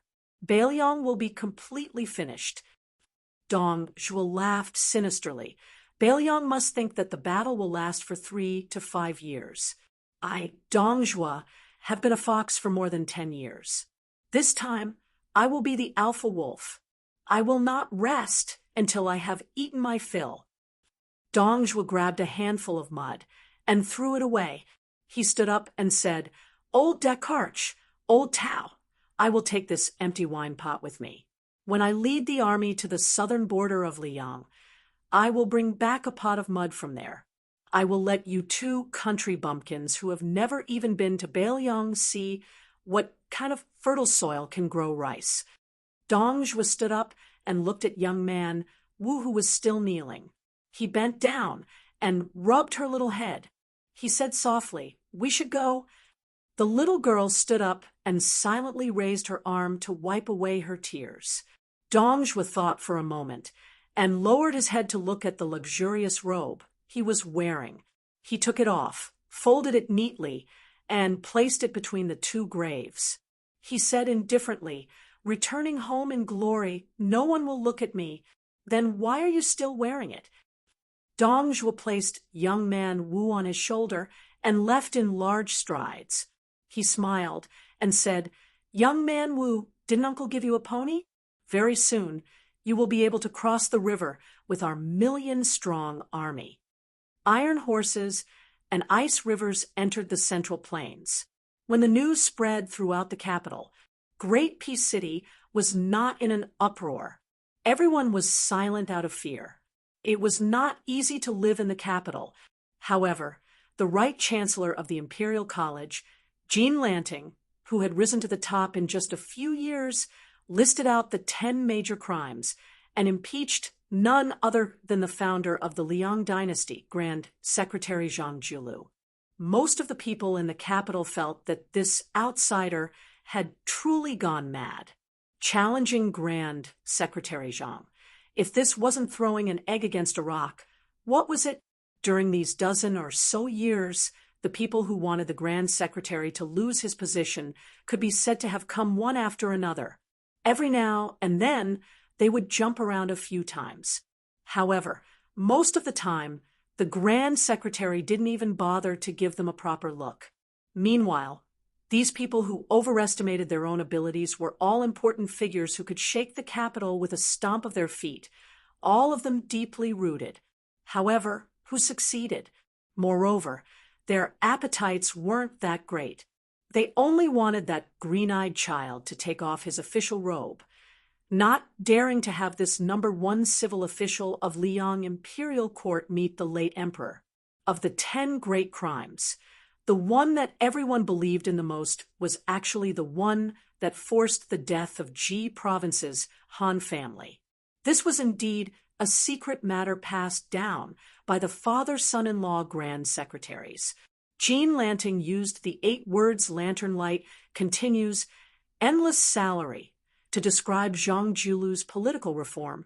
It could be said to be incomparably accurate. Meanwhile, what was worth pondering over was the crime of colluding with the powerful official Han Shengxian, leading to a foul atmosphere in the inner and outer courts. Now that the human cat Han Shengxian was already dead, how was the Grand Secretary going to defend himself?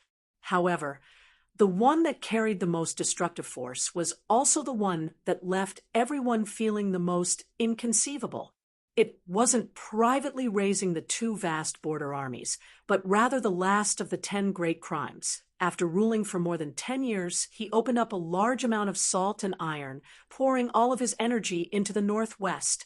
When this news quickly settled down, it seemed like it quickly disappeared without a trace, but more and more people began to chew on the hidden meaning within. Even though the Grand Secretary still participated in the court assembly every day when he needed to stay overnight, he would definitely be on duty in the Minister province, handling all types of government affairs still in an orderly manner. However, it wasn't strange for the Grand Secretary's residence to be completely deserted. After all, the Grand Secretary had never liked to privately meet with guests. However, the great residences on the same street as the Grand Secretary also began to be deserted, making the onlookers' imaginations run wild. More importantly, this time, Zhang Julu didn't strike like he did against Zhao Shixuangui. Bai Yan didn't react at all to the ungrateful and mad dog biting of 3rd Jin, the right chancellor of the Imperial College. At the same time, there was one matter that had to be mentioned.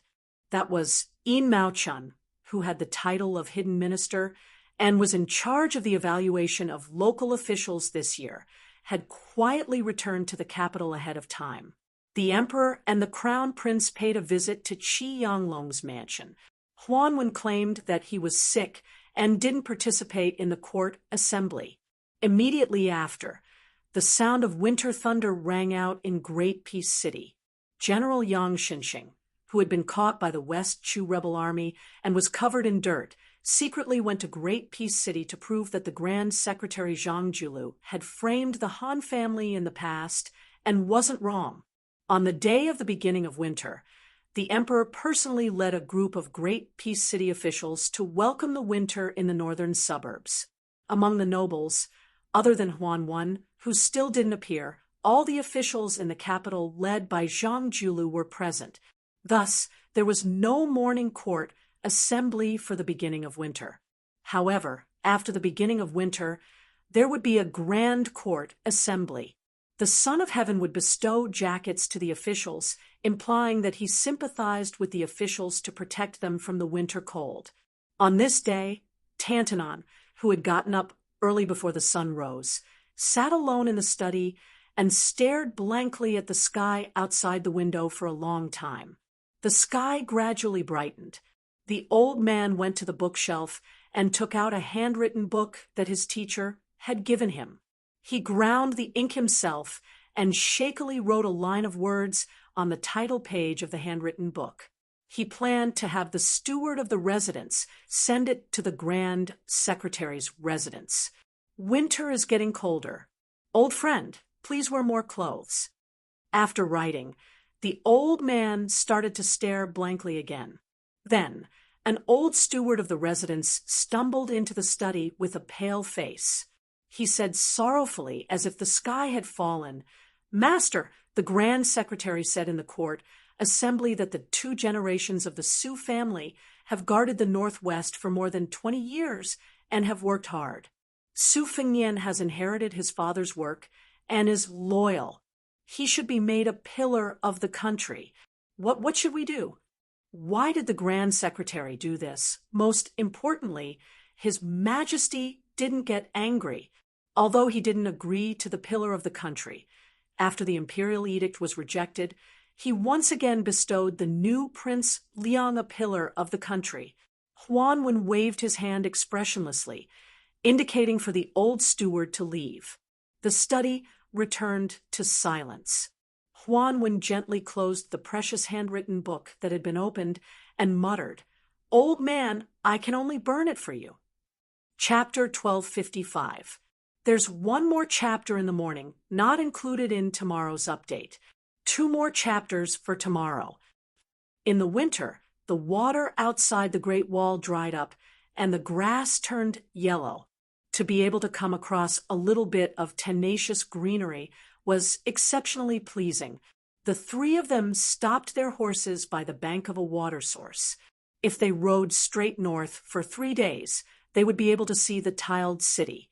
Su Fengnian squatted down, scooped up a handful of water, and splashed it on his face. He exhaled deeply. Sui Siegu, who was not familiar with military affairs, asked casually, "Are these northern barbarians out of their minds? Why don't they station their troops at the border in early autumn? Didn't these nomadic barbarians, who lived on horseback, invade the central plains in autumn to plunder the harvest? What's the point of plundering in winter?" Su Fengnian could not help but laugh. Tan Tai Ping explained calmly, "What you're saying is the general situation. In the past, the nomadic tribes brought great damage to the Central Plains. Most of them came south in winter, taking advantage of the frozen river to allow the cavalry to pass unimpeded. At the end of the Dafeng dynasty, the northern barbarians used this opportunity to invade the Central Plains." Su Fengnian continued, "The relationship between the grassland nomads and the Central Plains farming dynasties is like that of a wolf and a tiger. The latter always has the initiative. Whenever the latter is in a state of exhaustion due to the alternation between prosperity and decline, they are like a young tiger, a sick tiger, or a tiger that is about to die of old age. That's when the northern barbarians are at their strongest. Therefore, every time there is a civil war in the Central Plains, the northern barbarians will invade the border and take advantage of the situation. But in the end, from the Great Qin to Liang, it was the Central Plains dynasties that suppressed the northern barbarians. You have to know that the official history of the Great Qin recorded that 5 barbarians were equal to 1 Qin soldier. The official history of the Dafeng dynasty also said that the barbarians were skilled in Qin, but 3 of them were equal to 1 Dafeng soldier. That is to say, even if the northern nomads had obtained many forging techniques from the Great Qin dynasty, 3 of them were only equal to 1 Dafeng soldier. But today, Beimang relies on the southern dynasty that has absorbed countless people from the spring and autumn period. In the Central Plains, only the elite troops of Zhao Yi, the Prince of Guangling, and Zhao Bing, the Prince of Yanqi, dare to claim to be equal to the Beimang. Sui Siegu could not help but ask, is the Liang dynasty not strong enough to unify the Central Plains? Didn't they say that Liang was as powerful as the Great Qin? Su Fengnian laughed and said, If the current emperor had not been in a hurry to show the world his great talent and strategy when he first ascended to the throne, and had not fought those wars with Beimang, and had instead calmly digested the strength of the 8 kingdoms of spring and autumn, then it would not have mattered at all whether our Beimang had 300,000 soldiers or not. At most, it would have been the icing on the cake. Sui Siegu glared and said, "Is that Emperor Zhao's brain flooded with water?" At that time, there were no strategists to dissuade him. Su Fengnian said helplessly. At that time, the odds between Li Yong and Beimang were 50-50. Who would dare to carelessly persuade them? What's more, the Zhao family's son of heaven wanted to rely on his military exploits to suppress a large number of famous generals, led by my father and Gu Jiantang. In this world, how can there be such a clear distinction between right and wrong between people and matters? Take me, for example. I am Su Zhao's son. In my eyes, Su Zhao is naturally a king of a different surname who did not commit any major crimes, but had countless great achievements. In the eyes of Crown Prince Zhao Zhuan and the other princes, the current emperor must be the most diligent and caring emperor in the history of Liyang. Back then, when Zhao Kai wanted to kill me at the Marsh of Reeds, I also wanted to go to Iron Gate Pass to kill him. Between the two of us, neither of us is a person who has committed the most heinous crimes. It's just that there's no other way. At that time, we were both chess pieces, pawns that were pushed across the river. Sui Siegu mocked. "Oh, from your tone, it seems like you've turned into a chess player today." Su Fengnian smiled and did not reply to old ancestor Qi Jian's sarcasm. He stood up and looked towards the north. On the line there was the military town of Hua Zhujun, Shijing, Golden Toad State, and further north was the Beimang royal court. Tantai Pingjing, who was dressed in the white robes of a Qi refinement warrior, suddenly said, "To the nomadic tribes, isn't a strong and stable Central Plains dynasty also a disaster? Once the ruler of this dynasty admires Biangong, he will be surrounded by a group of talented generals who hope to spread their whips across the desert. The reverse is also true. Even if the Li Yang dynasty is destroyed and the monarch with the surname changes one after another, the battle between the nomadic tribes and the farming dynasty will not change." Su Fengnian shook his head and said, "Yes." Tantai Pingjing was in disbelief. "Yes." Su Fengnian stretched out a finger and pointed to the north. "As long as we can conquer this land, we can then build several great Qin roads that run through Beimang." Tantai Pingjing's face was full of disbelief. "Are you crazy?" Su Fengnian narrowed his eyes and said softly, "I am not crazy. If one were to talk about crazy, then that would be the young Grand Secretary who was in charge of the country at that time."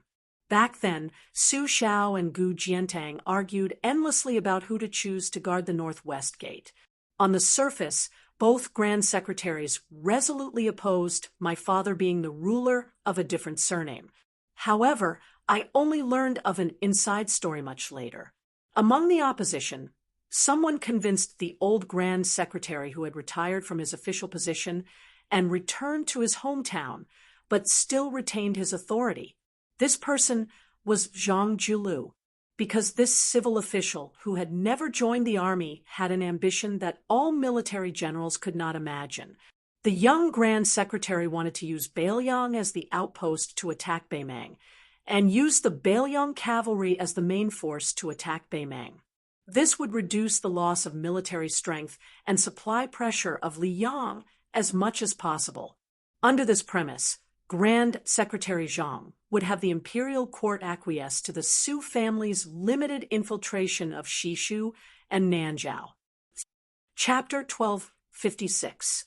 Su Fengnian slowly said, "In a situation where this young Grand Secretary and Beiliang both sides are well aware of, there are many things that cannot be resisted.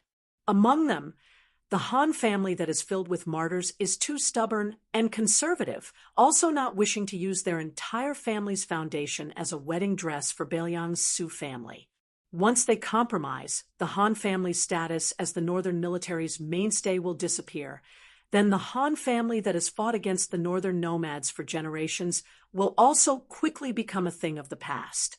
You have to understand that when the Sioux family died, the Han family's head was still drinking and chatting merrily with my father, these two close friends. If I remember correctly, the first matchmaker I met wasn't that prince consort, but rather a little girl from the Han family who still had goat horns. She was behind her father, half of her face exposed, making a face at me. Su Fengnian's hands withdrew into his sleeves. At first, things didn't fall apart. The Han family also put in a lot of effort. Then, Yuan Bunshi stuck his foot in, viciously dealing with Zhang Julu. By the time my father mobilized the armored cavalry, crossed the border to rescue the Han family children, everything was already too late. Su Fengnian looked towards the sky. When I was young, I would often dream of that goat-horned girl, half of her face covered in blood, always crying, telling me that it hurt.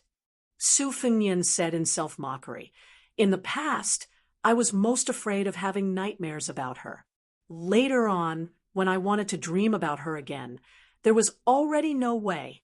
Su Fengnian's waist bent slightly, as if he couldn't bear the burden, but also as if he remembered someone. "When I was young, I didn't understand anything, saying a lot of things out of anger. I even said something to Su Zhao's face, roughly saying that I became Su Zhao's son, that it was 8 lifetimes of bad luck, that I was like this, that my mother was also like this. When I grew up, only then did I realize that Su Zhao actually already couldn't have done any better. Everything he could give me as a father, he already gave me. He always talked about how high-spirited he had been when he was young, how many victories he had won, and how much glory he had enjoyed. At that time, I always didn't have the patience to listen to him talk about these old and rotten grains. When I got impatient, I would say, 'Su Zhao, a real man doesn't boast about his past achievements. Let's not blabber on, okay?' All the smart people in the world laughed at Su Zhao for being a fool. He helped the late emperor conquer the world, but in the end, he had to guard against his son like he was guarding against a thief for 20 years. In fact, everyone was well aware that Su Zhao would not rebel.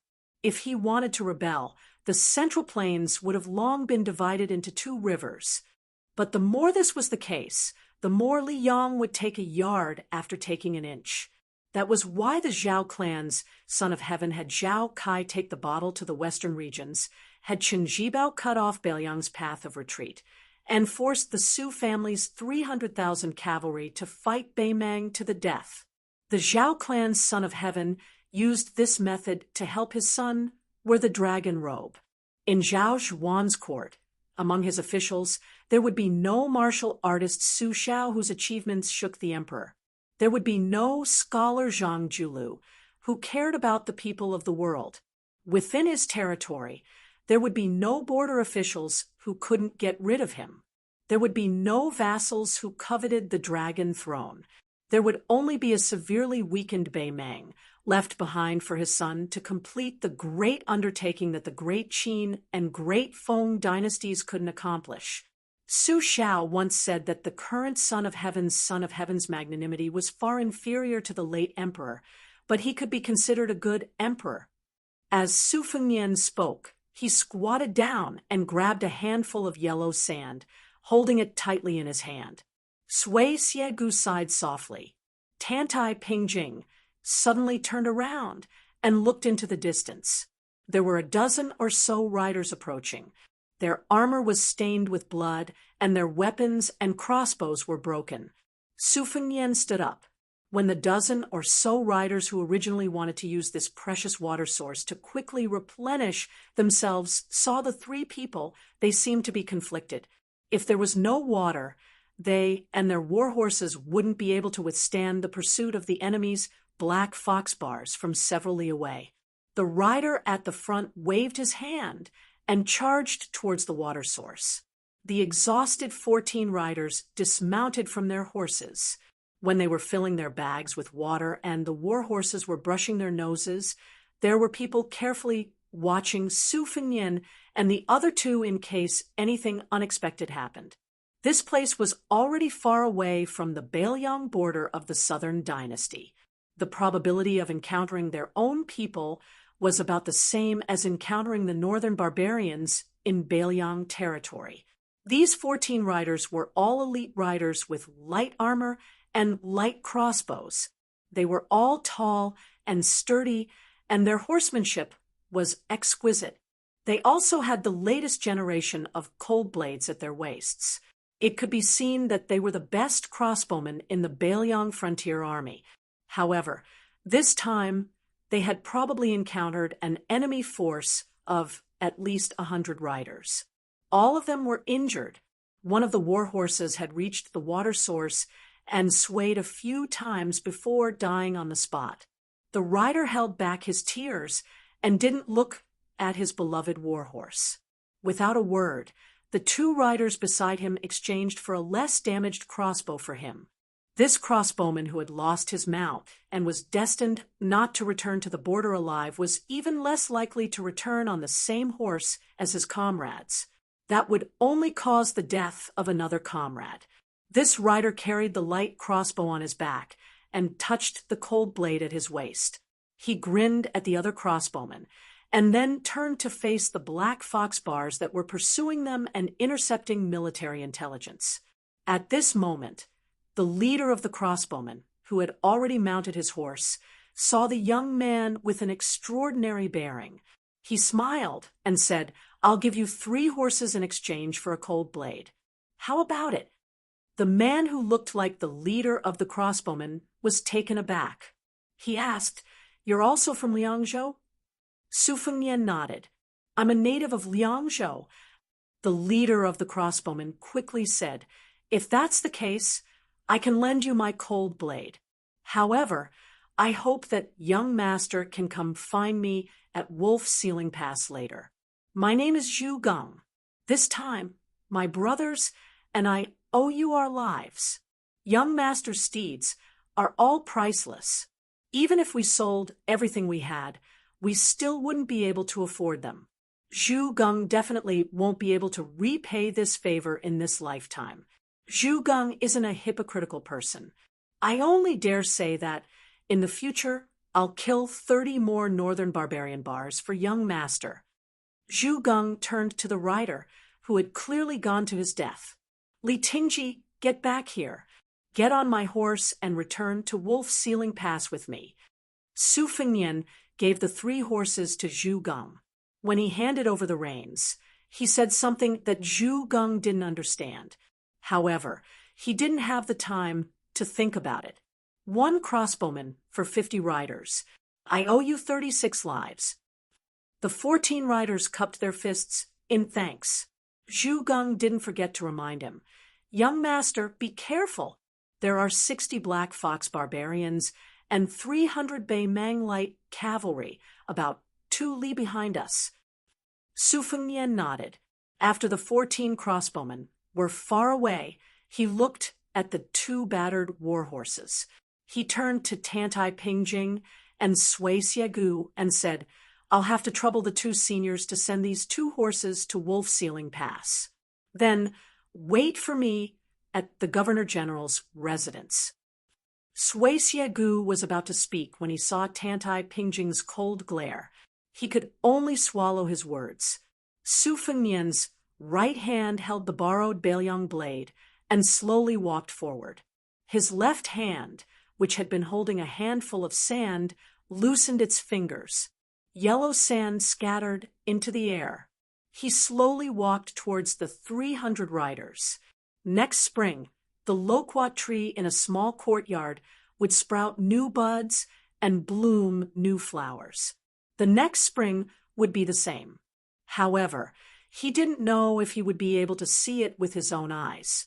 Chapter 1257. During the wars of the spring and autumn period, scouts were the sharpest antennae of an army. They were rarely deployed on such a large scale. However, on the border of Liangmang, it was the exact opposite. Scouts rarely went out alone to capture military intelligence. The reason was very simple. Both sides were at the peak of the use of scouts. Whether it was the degree of importance or the speed of attrition, it far exceeded that of the Central Plains. It had reached a level that the generals of the Central Plains found exaggerated. Once the two sides met, it often meant that one side was destined to be completely wiped out. When both sides had roughly the same level of individual combat and tacit cooperation, the number of people would determine who could leave the battlefield with important military intelligence. Northern Liang border armies' wandering crossbowmen shook the world under the heavens, while Northern Mang wasn't inferior in any way. Dong's crowbar, Huang Songpu's roaming scout personally created in the past, as well as the Black Fox Bar, who was known as the son of great General Lu Gu, were all the most outstanding scouts of the present age. Crossbowman Captain Zhu Gong led 50 cavalry deep into the heart of the desert. It was not only luck, but also strength. After deducing a spy report through observation, he was intercepted and killed by Heihu Lanzi on his way back. Then, not only did the second Lanzi quickly join in the pursuit, Lu Gue, one of the commanders of the border army of the southern dynasties, received the report and did not hesitate to mobilize 300 light cavalry nearby. He was determined to catch this fish that had escaped the net. The cold wind whistled, and the war flag fluttered. In a heavily guarded military tent, General Lu Gue's brows were tightly furrowed. He squatted beside a pot that was about to boil. During this period of time, he rarely looked at the map of the Beiliang border that countless spies had sacrificed their lives for. It was not that Lu Gue's power had fallen, nor was it that this famous general did not value the Beiliang cavalry. It was that even he, as the commander of the border, did not know where his side was going to focus on until 3 days ago. He did not know which unlucky place in the 3 northern provinces of Beiliang would be the breakthrough point for the army. Although the Morong and Yelu families were busy with their own affairs due to the turmoil in the grassland in their backyard, as one of the 2 pillars of the southern dynasties, the old Longguan aristocrats had always been at odds with the new military nobles represented by Lu Gue and Yang Yuanzhan. This time, they even jumped and cursed in the imperial court of the western dynasties and attacked together, begging the emperor to take back Dong's military power. Huang Songpu had already retired and returned to his hometown, but he was almost dragged out and whipped by these angry Chinese tycoons. It could be seen how chaotic the southern dynasties was at the moment. The key was that General Dong Zhuo had been hiding all this time, as if he was determined to let the army of nearly 1 million consume their provisions in vain. Even if Lu Gue and Yang Yuanzhan wanted to say a few words for him, they could not. Instead, they would only add fuel to the fire. Lu Gue was temporarily in charge of the border defense military affairs of all the military towns in Gusai province. During wartime, even the prefect of discipline, who had the same rank as him, had to listen to him. This was a special case that had never happened in the history of Beimang. This was also a great privilege that the emperor had given to General Dong Zhuo. It should be noted that Beimang was different from Liang and the Central Plains. The prefect of discipline, who controlled the mighty army, was definitely not an administrator or a provincial governor. Thinking of this, Lu Gue had already smelled the unique aroma of brick tea, goat milk, and butter tea leaves mixed together. Lifting the lid of the pot, this general, who used to be from a noble family in the Central Plains, was in a good mood. He grabbed a handful of salt and threw it into the pot. Different from General Yang Yuanzhan, who used to be a slave, and also different from Huang Songpu, who had a glorious ancestor. Lu Gue's family was not in the upper class among the remnants of the northbound tribes. However, after arriving in the southern dynasties of Beimang, they would not be wantonly slaughtered like pigs or dogs. Lu Gue's status today was attributed to his hard study in the old country when he was young.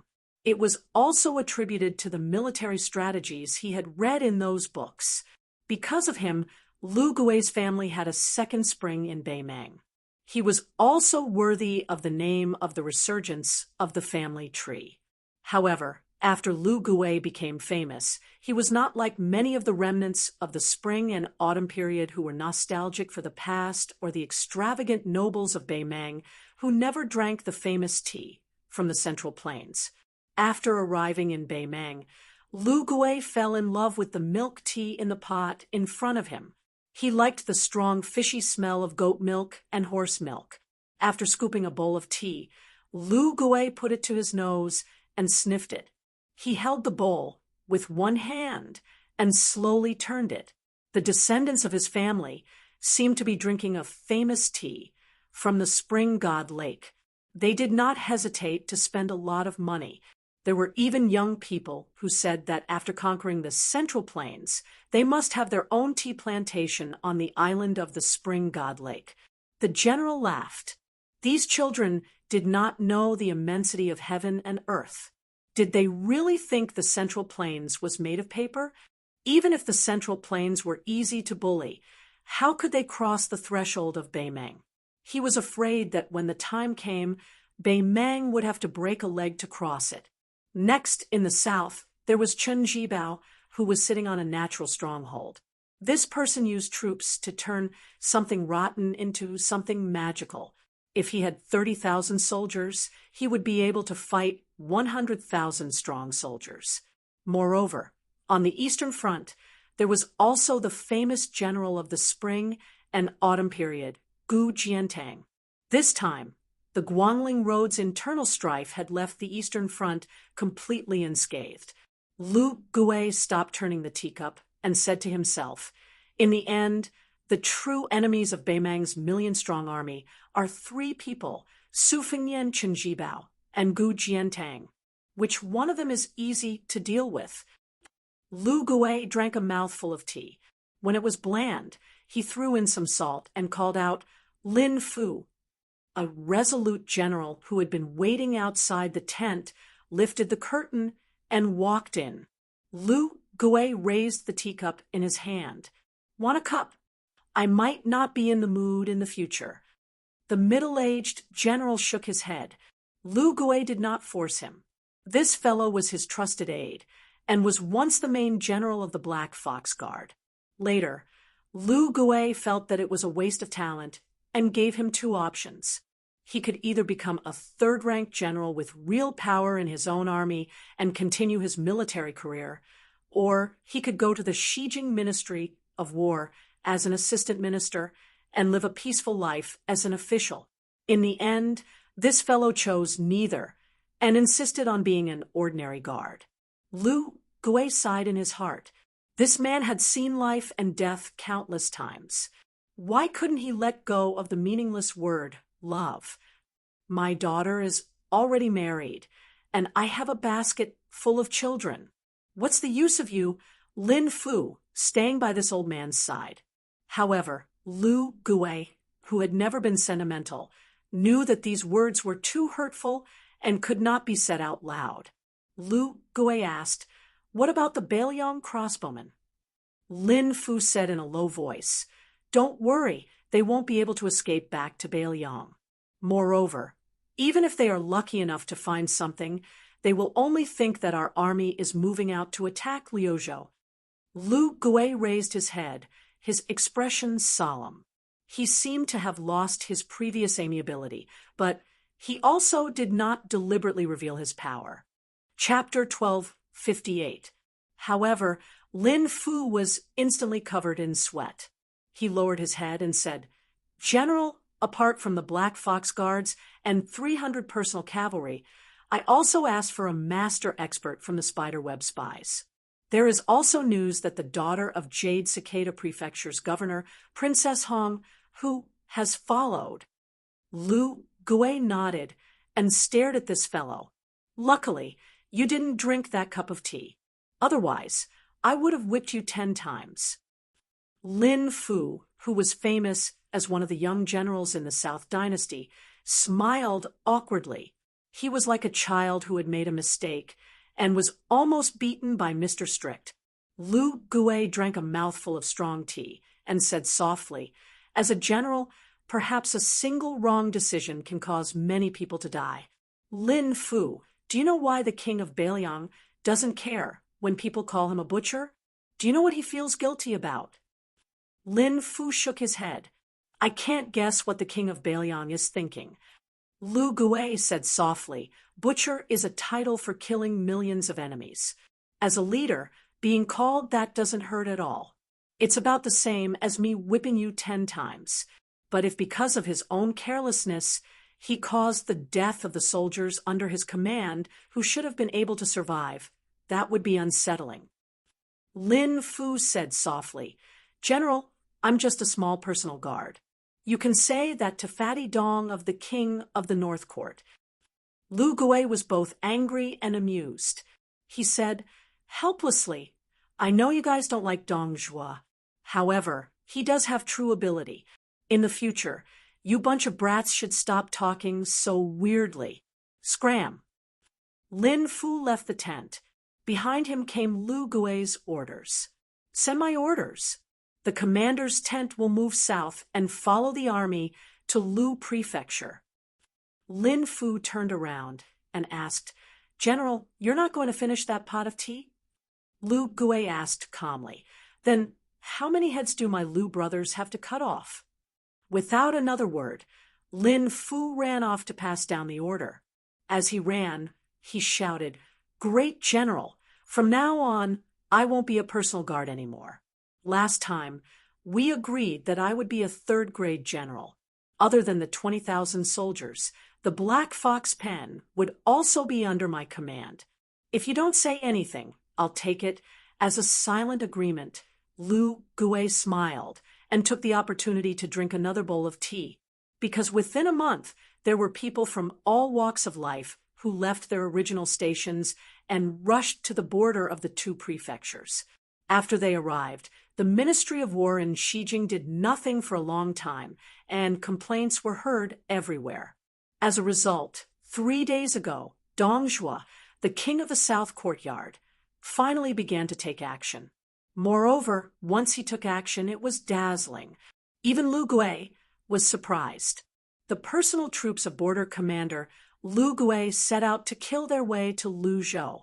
The coquettish woman, who treated this bloody pursuit as a chance to relax, stood on a high slope and raised her eyebrows. Beside her stood an old man in a brocade robe with an outstanding bearing. His nickname was the Dragon King. Beimang's devil was ranked 9th, but the Jianghu of Beimang acknowledged that this old man's ranking was too low. The noble woman of Beimang, with a mink forehead, was even more convinced. An old man who even the 6 great officials of the spiderweb had to respectfully address as martial uncle was ranked 9th. What a joke! She was the famous Princess Hongyan of Beimang's royal court. She was said to have countless male companions. Her father was the governor of Jade Cicada Prefecture, but he was punished by the emperor because of a slip of the tongue. She seemed to be the most aggrieved of the 8 governors, but she was still one of the most favored descendants of the Morong Empress. When she was still a little girl, she followed her father to the capital to meet the emperor. The empress, whose hands had not been washed clean of the blood of the yellow dragons, would smile as she held Princess Hongyan in her arms and let the child stand on her knees. That scene was unforgettable to many of the elders of the Yelu and Murong royal families.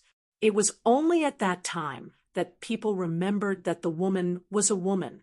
This infamous proud daughter of heaven had once personally gone to Liao City to pass a message to the city magistrate, Tao Qianji.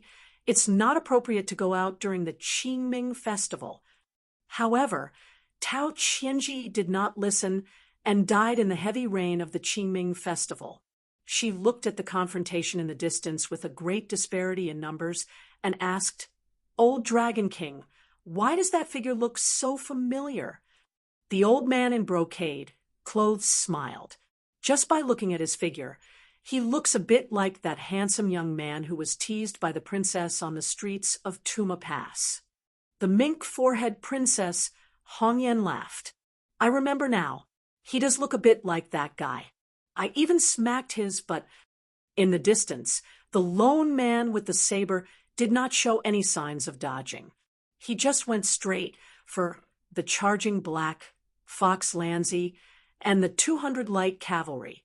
The old man in brocade clothes narrowed his eyes.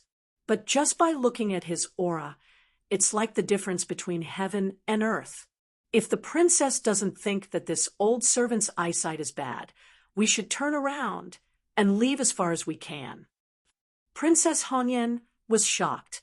That guy is a profound finger realm expert at such a young age, but even if his profound finger realm is healed, he might not be able to escape from you and 400 cavalry.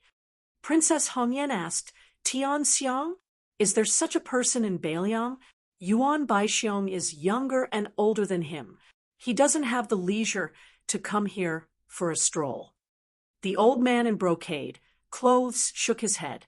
If I'm not wrong, it's that guy. Then the old man turned around and left. However, Princess Hong Yen did not move because she knew who the old Dragon King was talking about was. She did not want to leave even more. The old man stopped and said with a frown, Princess, you will really die. That person has already discovered us. This old servant's leaving is just doing my best and leaving the rest to fate. This will let that person know that we have no intention of interfering. With her back to the Dragon King, the mink-forehead woman waved her hand with a smile. Old Dragon King, you go. I have to see this legendary person with my own eyes. I have to confirm. If he is really that young master I took advantage of back then, I will have profited even if I die here today. Also, old Dragon King, don't even think about knocking me out. The old man sighed. If Princess Hong Yen was determined not to leave, there was no point in him leaving. He did have the thought of knocking her out just now. She muttered, A good show is about to begin. Old Dragon King, do you really not want to see this person's elegance with your own eyes? Perhaps if you miss it once, you will miss it forever. The old man did not say anything. He had already arrived beside Princess Hong Yen and looked into the distance together. There were more than 70 black fox guards and 300 iron guards of the Lu army. In the eyes of this cavalry, this ant blocking their path would be killed in a single charge. Their real mission was to intercept and kill the 14 crossbowmen. Su Fengnian had been holding his blade with his left hand all this time. He did not draw his blade with his right hand. He stopped, flicked his wrist. The cold blade in his left hand was unsheathed. The scabbard stabbed into the sand beside him. His left hand held the blade in a reverse grip. Chapter 1259. Looking at the scene on the other side of the narrow path, the old man in embroidered clothes asked, Princess, are you not afraid of death? The mink-forehead woman was clear-minded and said, Let's go. The Beimang spiderweb elder grabbed her by the shoulder and flew down the slope. They didn't stop until they were 200 feet away from the point of collision. Along the way, Princess Hong Yen still had the mood to turn her head and admire the charging posture of those northern Mang cavalrymen. Their vigorous bodies rose and fell along with the horse's back, just like a person's breathing. It was filled with a kind of dynamic beauty that was pleasing to the eye. The curved blades in the hands of the Beimang soldiers had a larger arc than the cold blades. This kind of arc gave the Beimang war blades a greater cleaving force. Combined with their height and their innate strength that exceeded that of the men of the Central Plains, a single cleave of their blades was like a hot knife through butter. Princess Hong Yen heard the rough shouts of the Beimang men. She firmly believed that this kind of sound would resound throughout the Central Plains. It wasn't something that a master of the martial arts role could block, nor was it something that the 300,000 soldiers of Beimang could block. She stroked the mink forehead and looked into the distance with narrowed eyes. She saw that the person blocking the path of the millions of soldiers of the Baimang dynasty held the cold blade in a reverse grip and held it horizontally in front of his chest. A crack seemed to have appeared at the height of the horse's chest among the 3 black fox riders in the front row, which then expanded in an instant. The war horses and riders continued to charge forward, but they were cut in two. The lower half of the war horse and the rider's legs fell to the yellow sand, while the upper half of the war horse and the rider whose legs had been cut in an instant fell to the ground further ahead. It wasn't just the front row. The dozen or so rows behind them were also in a similar situation. On the path 100 steps in front of the machete man, a large patch of blood instantly bloomed. Half of a warhorse's body, with its stomach exposed, slid forward while sticking to the sand. Behind the corpse of the warhorse was a ghastly bloody path. After the 30 or so riders whose legs had been cut off fell to the ground, they let out heart-wrenching cries. The invisible line was not at the end of its flight. In fact, it was still advancing rapidly. However, the Baimang cavalry behind it, especially the Black Fox Lanzi, sensed that something was wrong and leaped up high, abandoning their horses and drawing their swords. There were even knights who suddenly pulled the reins and jumped over the line that was cutting across. The knights at the back began to quickly deviate from a straight line and tried their best to make a large arc to evade the attack. Princess Hongyan asked excitedly, "Gangqi?" The old dragon king nodded. She asked again, "How long and wide is the limit?" The embroidered-robed elder shifted his gaze to the rear of the cavalry and replied, "This blade is about 300 meters long and 6 meters wide. But that's all it took." She clicked her tongue and said, "Wouldn't it be very impressive on the battlefield?" The old man said calmly, "On a large battlefield, there are hidden death warriors like Spiderweb, who only target the experts of Jianghu. Moreover, there are also archers, foot crossbows, and even catapults. If ordinary experts dared to play like this, they would be the first living target to die. Of course, this person in front of us is an exception. If he really wants to fight to the death like the Sword Emperor of Shishu, I'm afraid he would need a few top experts to pin him down. Taking a step back, when such an expert's chi is exhausted to the point of exhaustion, he can still leave whenever he wants. No one can stop him. After all, it's just a matter of taking a breath. With such a breath, unless one is also an expert in martial arts, one would not be able to seize this fleeting opportunity. However, everything in this world has its vanquisher. If this person dares to charge into the enemy's formation, our god of war would naturally not mind taking his head personally. Most of the people who are a match for 10,000 men in the army are short-lived. After proving that they have the strength, they die. Princess Hongyan nodded in agreement and said, "This is also the reason why the experts of Jianghu are unwilling to participate in the killing on the battlefield. It's too depressing to die just like that. If they reincarnate in their next life, it's hard to guarantee that they will be reincarnated into a good body." That person seemed to raise his arm and lightly swiped the blade a few times. 6 or 7 Black Fox Lanzi on the road, who jumped off their horses, exploded into pieces in the air, following his backhanded blade movements. The range of his movements was extremely small. A war horse that had jumped high in the air had yet to step on the ground when an invisible line ran from the left side of the horse's abdomen to the right shoulder of the rider on the horse's back. It was cut into 2 halves. Another large splash of blood spilled onto the ground. A rider who was drawing his bow and shooting an arrow had his head split apart along with his horse's head. Between the swordsman and the 300 riders, there was already a large pool of blood. Then, this pool of blood continued to move forward rapidly as the swordsman continued to raise his hand. These armored riders were easily cut apart like tofu by the blade. Princess Hongyan said with a face full of regret, "They're just ants." The old Dragon King, who had no sympathy for this tragedy, said calmly, "It's true that they're ants. However, the reason why it's so miserable is because there are too few of them. As long as the ants gather into an uncountable number of ants, then not only the West Shoe Sword Emperor will be bitten to death." The old man continued, "There are masters in Baelyang who can single-handedly decide the battle of 10,000 men. However, there are only a few of them. This one, Yuan Zhuozong and Su Yanding. Yuan Zhuozong was the commander of the cavalry. When the situation reached a critical point where he had to save the situation, it meant that the entire northern Liang border army was almost finished. That spear immortal Wang Xiu's junior apprentice brother is most likely to appear in the early stages of the battle. No one would be willing to leave such a sharp spear in the armory without drinking blood." Princess Hongyan nodded. "That's right. If it's his turn, the king of Baelyang has to go to the battlefield to kill the enemy.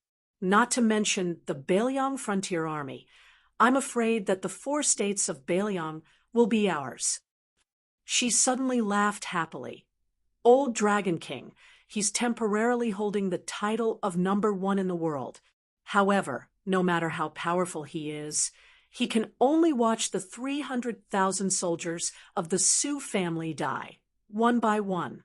Does he feel helpless?" The old man thought for a while and laughed. "If I were him, I would have run away long ago. The world is vast. Where can I go? Where can I be free?" Chapter 1260. She asked curiously, "Since killing at the border is the same, why doesn't this person just sneak into our palace and start a massacre? Isn't it quite good at disturbing the morale of the army?" The old Dragon King didn't know whether to laugh or cry at her naive thoughts. He sighed and said, "After reaching the celestial state, it's easy for experts to sense each other. Even if he can kill 1 or 2 cities, even if the entire Aquarius state bleeds for thousands of miles, then what? Would he be besieged and killed by masters like Tuoba, Hong Jingyan, and Jian Qianjin?" Princess Hongyan curled her lips and said, "Why are you still so restrained after becoming an invincible expert? How boring. In the past, I've only heard that the half-saints of the celestial state of Confucianism, Buddhism, and Taoism didn't dare to kill easily because they were afraid of being tainted by karma. It turns out that these pure martial artists aren't much better." The old man's face was bitter, and he said some words of conscience. "I have no choice but to wait for death here with you. Princess, isn't that even more boring?"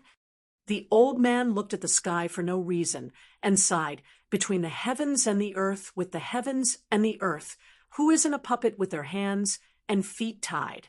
There are people who are lucky enough to jump out of this cage, but there's definitely no one who can break it." Princess Hongyan was surprised. "It's over? The thunder is loud, but the rain is too light. I haven't had enough fun watching it." While they were talking, the Knight of Baymang didn't disappoint this noble surnamed Yelu. When the less than 300 riders all stopped their horses, that person also stopped his blade. A famous archer in the Lu battalion seized this perfect opportunity to draw his bow into a full moon. The bowstring released a loud bang and shot an arrow at the young swordsman. The other 2 burly knights, with big bows on their backs, followed suit. They didn't need to deliberately prepare their arrows. Instead, they drew their bows and shot out an arrow in one go. 3 sharp arrows pierced through the air, the arrowheads all aimed accurately at the swordsman's face. What happened next left these seasoned elites flabbergasted. The 3 arrows hovered quietly in the air, maintaining their slanting postures. The saberman sheathed the cold saber that the Baymang border army hated the most. 1 eagle feather arrow and 2 ordinary feather arrows. He reached out to grab the eagle plume arrow, which was known in the Central Plains as faster than a hawk and unable to be shaken by a strong wind, and threw it out with a backhand. The archer, who had subconsciously grabbed the reins after shooting the arrow, had his head pierced through by the arrow. His entire body was pulled back by the huge force. His hands pulled the reins, and the warhorse raised its front hooves. The knight's corpse fell off the horse. The warhorse that had been with the dead knight Day, and Night still seemed to be in a daze. It stepped lightly on its fine hooves, turned around, and used its nose to touch its master who had fallen to the ground. A black fox that looked like a leader turned around and looked at the northern sky with great nostalgia.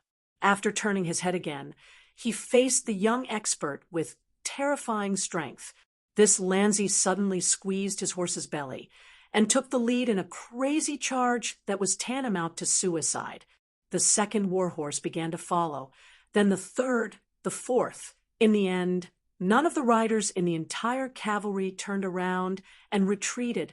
All of them began to charge. Seeing this tragic scene, Princess Hongyan bit her lip and said softly, "Let's go." The old man was puzzled, but he did not hesitate. He grabbed her shoulder and retreated. She closed her eyes and felt the strong wind blow past her ears. She said, "If we allow the news of them dying here for no reason to spread back to the grasslands, then their deaths will be in vain." The old Dragon King did not say anything. Nearly 400 riders had chased down 14 riders, but they had not succeeded. If they allowed the enemy crossbowmen to send back information, even if these Baimang warriors had all died in battle, their parents, wives, children, and even their entire tribes on the grasslands would be implicated. And these people were originally waiting for their families to return home with military merits and food. Even if they returned empty-handed, it was good that they were alive. After allowing the two big fish to leave, Su Fengnian helped the 14 crossbowmen cover the retreat. He hung the cold saber at his waist and faced the aggressive Baimang cavalry. He began to run. The leader of the Black Fox fence was the first to reach him. Su Fengnian jumped up. The leader was still in the posture of raising his arm and slashing his saber. He slapped the man's head with his palm. Both the man and his horse were smashed into the yellow sand. The warhorse's abdomen was stuck to the sand pit. However, Su Fengnian had a head in his hand. He pulled it out and threw it at the second Black Fox fence. The fence's chest was blown apart. Su Fengnian quickly fell to the ground. With a shake, his shoulders hit the sides of the warhorses on both sides. The horses' hooves left the ground, and the two riders fell to the side. One of the riders charged forward fiercely. However, when it was about 10 feet away from Su Fengnian, the rider and the horse were crushed by the majestic Qi, bursting into a cloud of bloody mist. The spiderweb spy hidden between the Black Fox fence and the elite Lu cavalry broke through the bloody mist without warning. The tip of his sword pointed directly at Su Fengnian's forehead. Su Fengnian completely ignored the tip of the sword. He stretched out his hand and pressed down on the head of the spy. Then he slammed the spy to the ground. The tip of the sword shattered, and the blade snapped. The spy's body bounced on the yellow sand. First, blood flowed out of his 7 orifices. Then his meridians were broken, and blood seeped out of his entire body. This corpse was kicked up by Su Fengnian and slammed into a warhorse in front of him. After the dozen or so riders at the front died, without any resistance, the surviving riders finally lost the courage to charge to their deaths. Some people began to retreat. There were hot-blooded people in the world who were not afraid of death. There were also people who were afraid of death, but could calmly die for it. However, these brave and skilled Baimang elites did not wish to die at the hands of an enemy whose name and identity they did not even know. Su Fengnian stamped his foot slightly and stretched out a hand. On the ground in front of him, yellow sand swords rose from the ground. After about half an incense stick's worth of time, the old man in embroidered clothes, who had brought Princess Hongyan and dashed for more than 20 li straightened his back in an instant. A cold voice rang out from behind him. "The two of you are old acquaintances I met at Tumbling Horse Pass. Do you not value your lives at all?" Then Princess Hongyan realized that her buttocks were lightly padded. The person behind her smiled and said, "The old debt is settled, so you can die now." Chapter 1261. There are still 2 chapters left, but it's definitely late, especially the 3rd chapter. Every dog has its day. At the Tumbling Horse Pass, the old Dragon King escorted the woman with a mink headscarf into the dangerous northern Liang border pass. She saw the young man with a pair of beautiful eyes and thought that he was just a disciple of an aristocratic family who knew a little about martial arts. She wanted to tease him, so she did as she pleased and touched his buttocks. Who would have thought that the tables would turn so quickly? Today, after he patted her buttocks, the princess, the only descendant of the royal family who could make the Empress of Beimeng willing to play with her grandson, did not even have the courage to turn around. The old man in embroidered clothes was indeed the ancestor of Beimeng's spiderweb. He gently pushed Princess Hongyan's shoulder and pushed her far away. Her life was hanging by a thread, so she did not care about controlling her strength and fell into the yellow sand more than 10 feet away. After sending her out of danger temporarily, the old Dragon King let out a light shout. His voice was like spring thunder, and his chi flowed like a flood. Thousands of tiny cracks appeared on his luxurious brocade clothes that were not inferior to those made in Jiangnan. The old Dragon King did not turn around. He did not even turn his head. He raised his arm and smashed backward.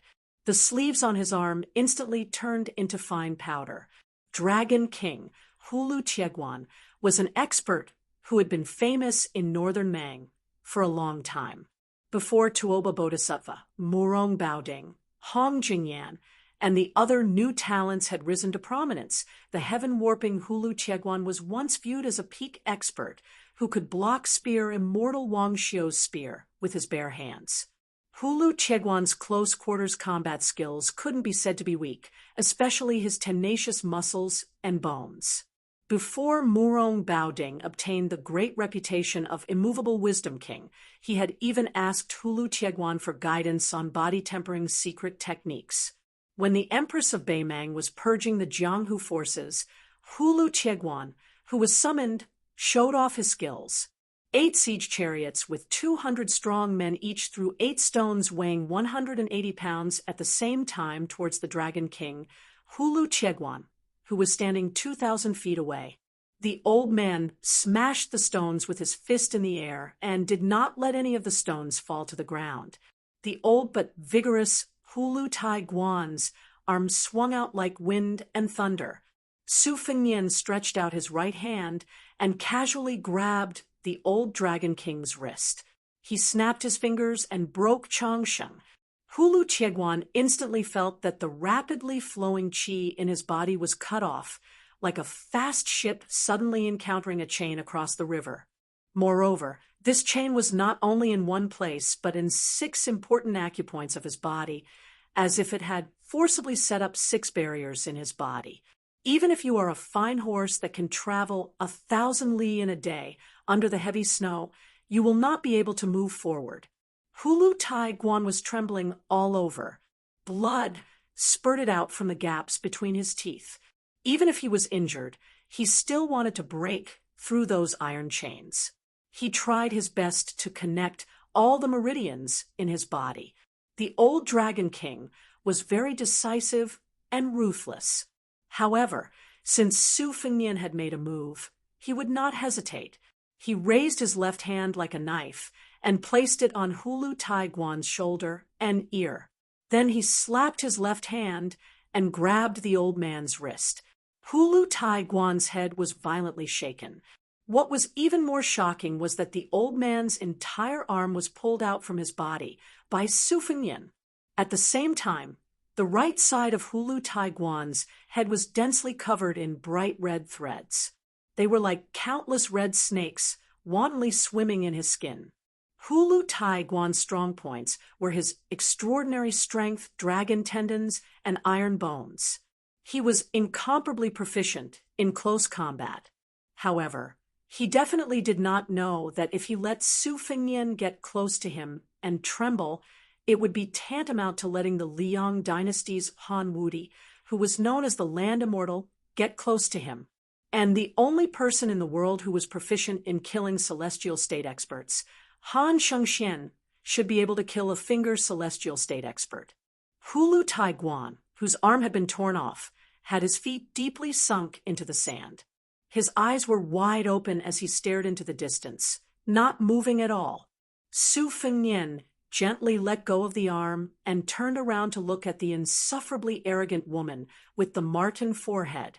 This sorrowful princess hung and was sitting on the ground in a daze. She did not know why the old Dragon King, who was rarely matched in her mind, was motionless. She only knew that the old man was definitely seriously injured. She would never have thought that the legendary figure of Bei Meng, Hulu Tai Guan, had already breathed his last. Su Fengnian looked at this woman who had probably forgotten to run away. Neither of them spoke. She suddenly shouted in a stern voice, "Old Dragon King, kill him. He's the king of Beiliang, Su Fengnian. As long as you kill him, I'll personally go to his majesty and ask for your reward. You can be a great general and be the prefect of discipline." Princess Hong Yen was not stupid. On the contrary, she was an extremely intelligent and shrewd woman. Otherwise, she would not have been able to deal with the two surnames, Yelu and Morong. She cried out, "Hulu Tai Guan, why don't you make a move?" With a face full of tears, she choked out, "Old Dragon King, at least move a little bit." Su Fengnian looked at this woman's marten forehead, but his left hand was already on the cold saber at his waist. Princess Hong Yen suddenly calmed down. She stood up and patted off the yellow sand and dust on her dress. She tidied up her messy black hair and the slanted sable scarf on her forehead. She slowly asked, "Can I choose a way to die that isn't ugly?" Chapter 1262. Su Fengnian did not answer this question. Instead, he smiled and said, "Do you have anything that can be exchanged for your life? For example, the movements of Dong Zhuo and Lu Gui's armies? Or do you have any news about the orphans of Yelu de Tong? Or else, you can talk about the two large camps of heavy cavalry in Bei Meng." The corners of her mouth twitched. She did not hide her sarcasm at all. Su Fengnian's thumb gently pushed the knife out of its sheath. At this moment, a rider galloped over. On the back of the horse was a young rider whose face was covered in blood. He even had an extra horse with him. Looking at his attire and accessories, it was neither fish nor fowl. He had the armor and saber of the Lu Centurion, as well as the unique short saber of black foxlang. On his back was a huge bow with carved feathers. It was likely that this rider had made a fortune from the dead. Princess Hong Yen turned her head to look at the rider who had just survived a disaster. Her eyes were full of disdain and hatred. She did not need to think to know that this was a traitor. On the Bei Meng grasslands, this kind of man had the lightest bones. The young rider who had relied on horsemanship and archery to enter the personal cavalry of the Lu general stopped his horse and panted heavily. He also looked at the woman with the mink hair covering her forehead. Previously, in the army camp, he had only seen her a few times from a distance. At that time, one of the generals had respectfully led her and her entourage to the general's tent. He did not even dare to think that he would be able to talk to this kind of rich and noble woman in his lifetime. As for the disdain in her eyes at this moment, this young man who had indeed defected couldn't help but lower his eyelids. However, he quickly raised his head. He did not look at the woman who made people feel ashamed of their inferiority. Instead, he looked at the slender back of the swordsman. His body began to tremble uncontrollably. The previous scene was still vivid in his mind. Including him, the 300 riders began to retreat and flee. This swordsman of similar age had cast sand flying swords out of thin air. When he turned around, he saw with his own eyes that the swords had pierced through the backs of his fellow soldiers. Occasionally, a knight would use his scimitar to shatter the flying swords, but he could not stop the second flying sword from piercing through his chest. A comrade was pierced through his shoulder by a flying sword and fell off his horse. His entire body was nailed into the sand. While the man was chasing after the comrade, he casually stretched out his hand and pressed down. The injured comrade, who was struggling for his life a few feet away, sank into the ground, stirring up a cloud of yellow sand. Then he disappeared without a sound. After one of the black fox Lanzi fell off his horse, his entire chest was pierced by a flying sword. He staggered as he charged towards this person, but this person brushed past him. The black fox Lanzi's legs left the ground, and his head seemed to have been hit by a heavy hammer. He leaned back and fell heavily to the ground. A centurion of the personal guards of the Lu army was lying on the ground, barely breathing.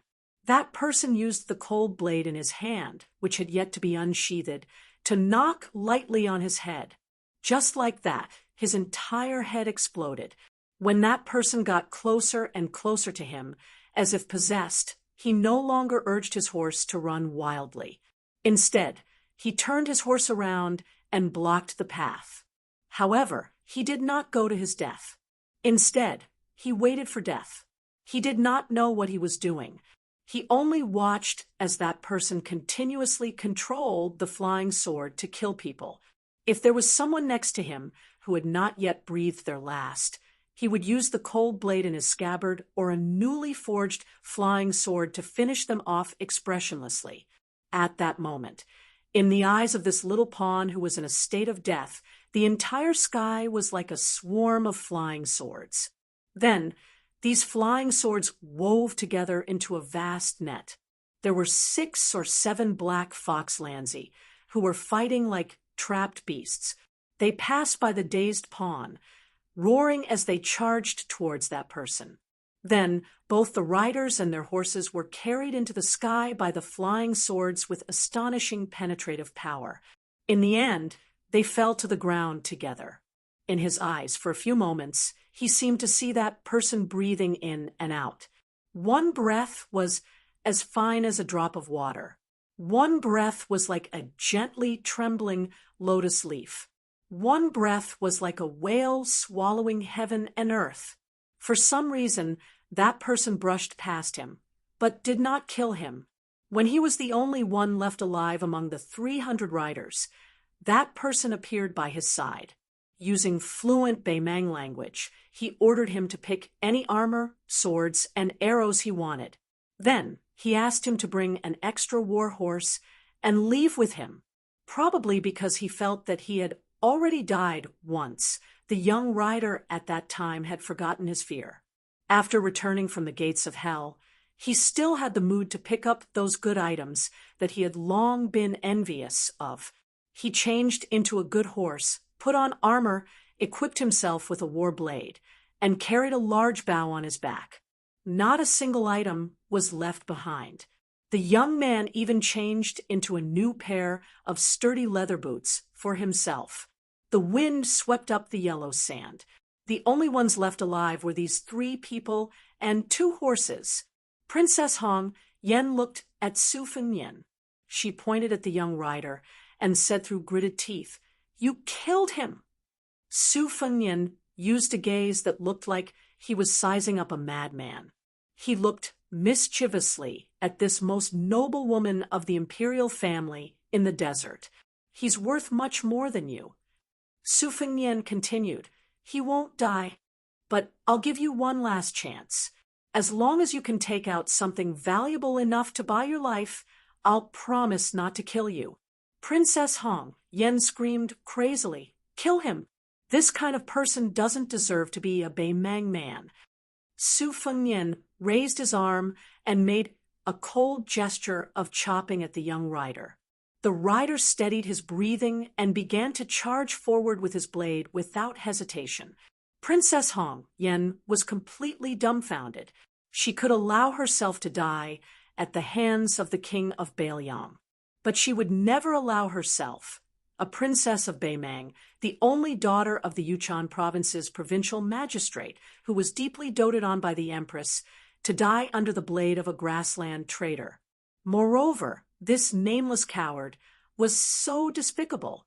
She smiled bitterly and looked at Su Fengnian with hatred. Then she quickly pulled out a dagger and stabbed it toward her own heart. Chapter 1263. The sun was setting in the west, and the two riders were riding slowly on a flat, sandy land commonly known as Longan. 30 miles to the south was Huta City, the most majestic city in Bailiang's border. There were 30,000 elite soldiers, 3,000 heavy cavalry, 6,000 light cavalry, and more than 20,000 infantry inside and outside the city. Even if the people in the city were not listed as soldiers, as long as they were in the prime of their lives, they could put on armor and fight on horseback in a hurry. Behind Huta City was the newly established Huaiyang Pass of the Protectorate of Northern Liang. To the left and right of Huaiyang Pass were the two great pass cities of Liuya and Taifeling, both of which had more than 10,000 soldiers. Unlike Huta City, which had an absolute advantage in terms of infantry, Liuya and Taifeling were almost entirely composed of cavalrymen in light armor. Clearly, they were different from Huta City, which was mainly used to stop the northern Mang's army from advancing south. These two border cities, which were slightly inferior in scale, were more responsible for taking the initiative to attack. Behind the first line of defense was the second line of defense, with Jinyuan, Qinghe, and Grave as the fulcrum, and Xianken and Shunwu as the flanks in the north of Liangzhou, followed by the Great Snow Dragon Cavalry, which was stationed at the border of Liangzhou all year round, and the two deputy commanders of infantry and cavalry, Qin Yinshui and He Zhonghu's army. Coupled with the crisscrossing watchtowers of Wubao Castle, there was no doubt that the northern border of Liangzhou was the most difficult battlefield in Bailiang. Generally speaking, Beimang was the least likely to attack the heavily guarded northern line of Liangzhou. If the northern barbarians really wanted to open their mouths and take over this place, it would not be as simple as breaking teeth and swallowing blood. Compared to northern Liangzhou's northern line, Yozhou's side was mostly infantrymen. That was why infantry great commander Yan Wumawan's tent was also located there. Regardless of whether it was the terrain of Yozhou's northern line or the distribution of troops, it all decided that Yuzhou would be a typical offensive and defensive battle between the nomads of the north and the farmers of the Central Plains, one side attacking, one side defending. It wasn't like northern Liang's northern line, where they relied on Su family's armored cavalry to fight northern Mang's cavalry on horseback. Originally, the Dragon Elephant Cavalry was stationed in the middle of Liangzhou and Liangzhou, so they could support both sides at any time and even roam around looking for opportunities. However, with the establishment of the 4th province, Liuzhou, and the 30,000 Longxiang army stationed there, a crack appeared in the close relationship between Liangzhou and Liangzhou. The number one city in the northwest of the Liang dynasty wasn't the provincial capital of the northern Liang, Liangling, and Nether provinces, but rather this tiger-head city that appeared out of nowhere and looked down on northern Mang. On the border of Liangzhou, there were some passes like Tuma Pass for merchants to enter and leave Liangmang, but to the north of Liangzhou, there was none. This place was destined to be filled with smoke signals and 100 battles, but never the sound of the camel bells of the caravans.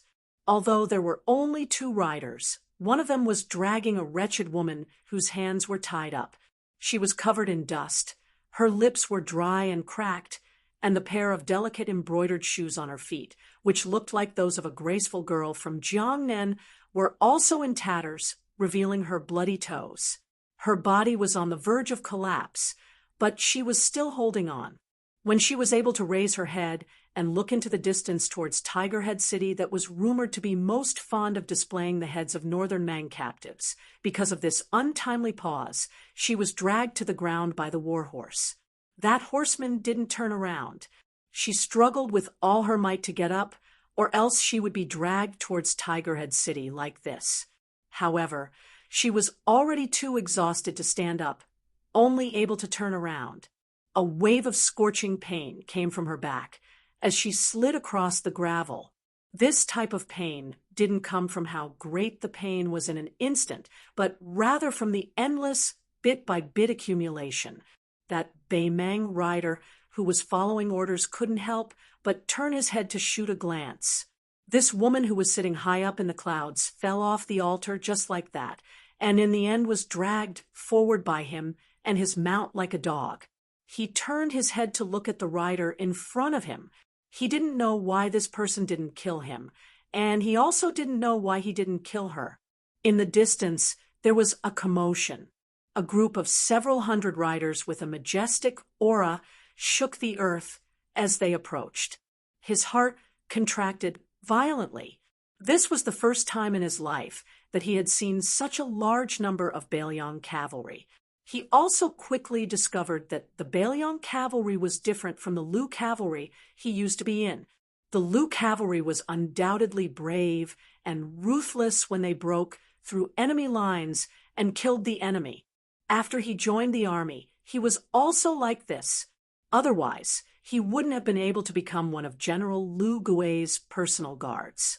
However, the feeling these northern Liang cavalry gave him was even more frightening. Previously, when he fought with the crossbowmen, it wasn't that obvious. He only felt that those well-known northern Liang crossbowmen's strength was indeed astonishing. However, when their numbers exceeded 300, it gave him an extremely strange feeling, as if these 300 to 400 cavalry were a single entity. When they urged their horses and brandished their whips, it was filled with a type of forbearance and restraint that would make all of the northern Mang's brave warriors feel extremely uncomfortable. The Huta city garrison in front of him even had the same degree of movement every time their bodies rose and fell along with the backs of their horses. He had only heard that the two large groups of heavy cavalry that had been raised with countless amounts of gold and silver could truly advance side by side when they were completely spread out in formation to charge in a single line. These 400 riders dismounted almost at the same time. The leading middle-aged rider knelt on one knee. He lowered his head and cupped his fists. General Lu Jinu pays his respects to the prince. Then the 400 riders said in unison, "Respects to the prince." Su Fengyan smiled and said, "Rise, all of you. This time, I've troubled General Lu to come out of the city to welcome me." The young captive behind Su Fengyan, who could still ride a horse and put on armor, was stunned for a moment. He couldn't quite wrap his head around it. However, when he saw General Lu, who was wearing armor and carrying a crossbow, and looked exactly like the rider behind him, stand up, he seemed to be a cripple. Chapter 12:64. Then he knew who this plain-looking lame general was. He was Bailiang's #1 border general, Huta City's guard general Lame Lu. He didn't know who Lu Jinu was, but almost every soldier with the surname Lu had heard of this legendary Lame Lu in the desert. This person was different from Baimang's valiant generals, who were cursed at in Baimang the more they performed. Lame Lu was recognized as a great general in the world by the scholars of Baimang's southern dynasty. He governed the army strictly, but outside of the battlefield, he treated the soldiers like his own children. He had 2 sons and 2 daughters. His sons had died at the border, and his youngest son had died at the age of 16. Both of his daughters had married his subordinates, and both of them had become widows. Lame Lu was never merciful to his enemies, but he never killed the innocent. 14 years ago, during a long-distance revenge raid, he went deep into the heart of Gusai province and beheaded tens of thousands of people along the way. His leg had been pierced by a captive woman with a dagger, but lame Lu still didn't kill her. He only left behind a sentence that no one knew whether it was true or false, but was widely spread on the grasslands. No matter if it's our Baelyang or your Baemang, only when all the men are dead will it be your women's turn. Lu Jinu accompanied Su Fengnian to the majestic Tiger Head city. More than half of his life was spent there, looking at the tall city walls. The eyes of this military general, who had achieved great feats on the battlefield, were unusually warm. The 400 elite riders behind them slowly turned their horses around and returned. They couldn't help but glance at the two strange people. The young man riding the horse was dressed in northern barbarian attire and carried a lot of weapons. He was dragging a woman with a mink forehead who could only walk pitifully. After entering the city, Su Fengnian took a bath and changed his clothes. Lu Jinu and a few Huda city captains stood respectfully at the steps of the outer courtyard. The last time Su Fengnian patrolled the border as the new Prince Liang, he stopped at Huayang Pass and didn't come here. It was said that the captains at that time complained that this prince looked down on their Huda city and treated the soldiers of Huda city as the children of Baelyang's stepmother.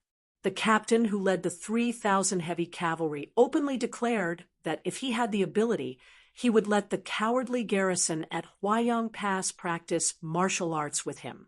He didn't want to bully the cavalry of Huayang Pass because they were light cavalry. At worst, he could borrow another 2,000 or 3,000 soldiers from them. He could still beat those guys without 3 rounds of charge. Su Fengnian saw a strong man who pretended to be calm, but was obviously a little restrained. He waved his hand and motioned for the pillars of Huda City to sit down and talk. With Lu Jinu's experience and military achievements, he could talk calmly with the old Prince Liang. Of course, he wouldn't be at a loss when facing Su Fengnian, the new Prince of Baelyang. He calmly sat on the stone bench. Out of the corner of his eye, he saw Ma Jili, who had scolded him the most after drinking, move the stone bench and sit at the back like a shy little girl who didn't dare to see her lover. Su Fengnian tilted his head as if he was looking for someone. He deliberately asked with a smile, "General Lu is Captain Ma, who said that even if he can't beat me in martial arts, he can drink me down." Lu Jinu held back his laughter and didn't speak. The captains, who were as rough as the sandstorm in the frontier fortress, couldn't help but laugh out loud. Their laughter was full of straightforward kindness. No matter how feminine a man was, he would probably be hardened by the scorching sun here year after year. No matter how narrow-minded a man was, he would probably be bullied by the vast sky here day after day. Ma Jili straightened his back and stuck his head out from behind his comrade's back. Reporting to Wang Ye, he said, "Lowly officer is here.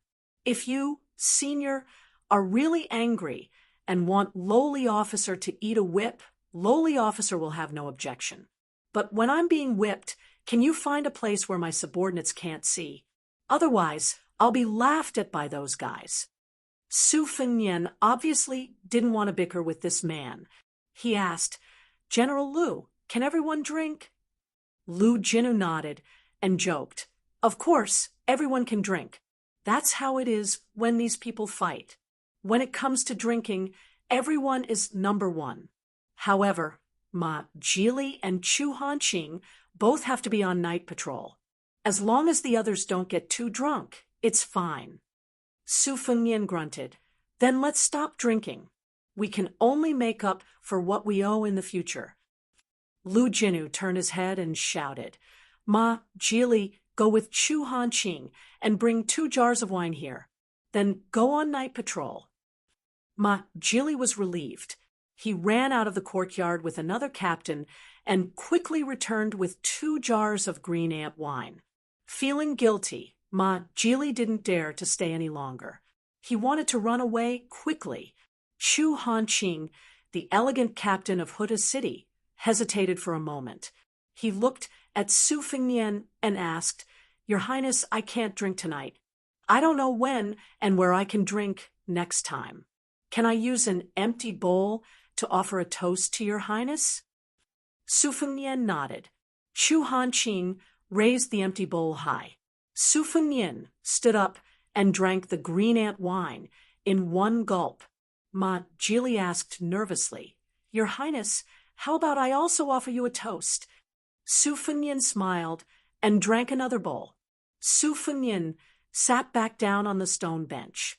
He looked at the border officers who all had sincere smiles on their faces and asked, General Lu, is there anything else Huda City needs? Feel free to ask. Lu Jinu held the bowl in one hand and rested the other on his lame leg. He shook his head with a smile and said, There's nothing else. Su Fengnian didn't say anything else. He drank silently with these old generals of northern Liang who were already over 40 years old. In the end, Lu Jinu only said one sentence, Since your highness is sitting here, then I can say something that I thought I couldn't say. Huda City has more than 40,000 people. Today, they've all drunk your highness' farewell wine. Even if they die, they have no regrets. Chapter 12:65. When Lu Jinu and the other generals left the courtyard, Su Fengnian had the guards outside call for the two captives. Elsewhere, Commandery Princess Hongyan was wolfing down food. When she reluctantly walked into the courtyard, her clothes were still ragged, but her mouth was greasy. When she crossed the threshold, she even burped. This made the Lu cavalry soldier beside her, who was still wearing his armor and carrying his saber and bow, feel curious. He probably realized that a woman like her was not truly otherworldly after all. There was still half a jar of green ant wine left on the table. Clearly, Lu Jinu and the others had shown mercy. Su Fengnian picked up the wine bowl and pointed at a few stone stools. Commandery Princess Hongyan sat down. The young cavalry soldier, who respected Su Fengnian more and more like a god, still stood obediently. Commandery Princess Hongyan glanced at the wine jar and bowl on the table and subconsciously sniffed. She was not afraid of itching when she had so many lice, so she poured herself a bowl of wine. She had tasted green ant wine at Falling Horse Pass, and even in the imperial court and the capital. She did not think it tasted that good before, but today the wine burned from the tip of her tongue to her throat, and then to her stomach. Her entire body instantly warmed up. She felt warm and full. At the same time, she looked at Su Fengnian with more provocation. She knew that Su Fengnian did not let her commit suicide, so it would be harder for her to die than to live. Of course, this was not necessarily a good thing. Before entering Tiger Head City, she had thought of countless sinister ways Su Fengnian could humiliate her as Commandery Princess Hongyan. However, looking at the current situation, while the situation was indeed terrible, it was still within her acceptable range. She raised her head and drank the wine in the bowl in one big gulp. Wiping the corner of her mouth, she said with a charming smile, What? Does your highness want me to serve you in bed? Then why don't you let me change into a clean set of clothes? Su Fengnian asked in return, Do you need me to send you a mirror so you can look at yourself? Princess Hongyan flew into a rage out of humiliation. Just as she was about to raise her hand to throw the wine bowl away, she quickly suppressed this impulse. She silently poured another bowl of wine. Every bowl she could get was a bowl. Su Fengnian ignored the featherless phoenix. He turned his head to look at the rider, who called himself Chifu Longguan, and said, You are very talented in martial arts. That is why I did not kill you. There was another reason that Su Fengnian did not mention. From the eyes of the dragon crown, one could not see the hatred that even an outsider like Princess Hongyan would have. Even if a person could hide their expression and eyes, the flow of their qi could not be hidden from Su Fengnian's eyes. The fluctuation of qi was directly related to happiness, anger, sorrow, and joy. This meant that Chifu Longguan, this unpolished jade that had been buried, might be able to go very far on the path of martial arts. Of course, the most important reason was that Su Fengnian hoped that there would be someone who could balance his disciple Yu Dilong in the future. This child was the youngest, but was the eldest disciple. Unlike Wang Sheng and Lu Yunzhang, whose personalities were clear, there were too many uncertainties. Su Fengnian did not want to have another Xianyuan pan in his hands in the future. As for Chifu Longguan, he was like a random cat or dog picked up from the side of the road. His talent in martial arts was not the best that Su Fengnian had seen, but he was the most interesting. For example, Jiang Enai and the charcoal girl of the Guanyin sect were called sword embryos. For example, Hong Shixiang and Zhao Ningxian of Longhu Mountain were the reincarnations of enlightened masters and were called Bodhi seeds. The Buddhist sect also had the concept of reincarnated spiritual children. As for Chifu Longguan, he was a little different. He had a bit of everything, and nothing was pure. But this was precisely the case. He was most in line with Su Fengnian's martial arts journey. Moreover, in that battle, Chifu Longguan had truly caught the thin line between the breaths of Su Fengnian, this celestial being. In the present world, there were less than a handful of such people, and this nameless soldier was one of them. Chifu Longguan was only 18 years old, but he was already one of Lu Gui's personal cavalry. One had to know that the number one saber user, Gu Jiantang, might not even be as good as Chifu Longguan at this age. Of course, Su Fengnian was even more so back then. Chifu Longguan was a bit nervous. He said in a trembling voice, "King of Bailiang, this lowly one has been an orphan since young. I'll go wherever there's food to eat. If your highness doesn't trust this lowly one, you can let this lowly one join the Bailiang frontier army. Even a foot soldier is fine. I won't hesitate to kill Bei Meng." At this time, Princess Hongyan laughed sinisterly and fanned the flames. "Orphan? Maybe your parents died under the hooves of the Bailiang cavalry? It's never too late for a gentleman to take revenge." Chifu Longguan was not as shrewd as her, but he was no fool. He couldn't hold back and cursed, "Bitch, bullshit your mother." The young man said with red eyes, "My parents were beaten to death by you rich and powerful bastards from the Southern Dynasty." Princess Hongyan was furious. The Southern Dynasty? What is the Southern Dynasty?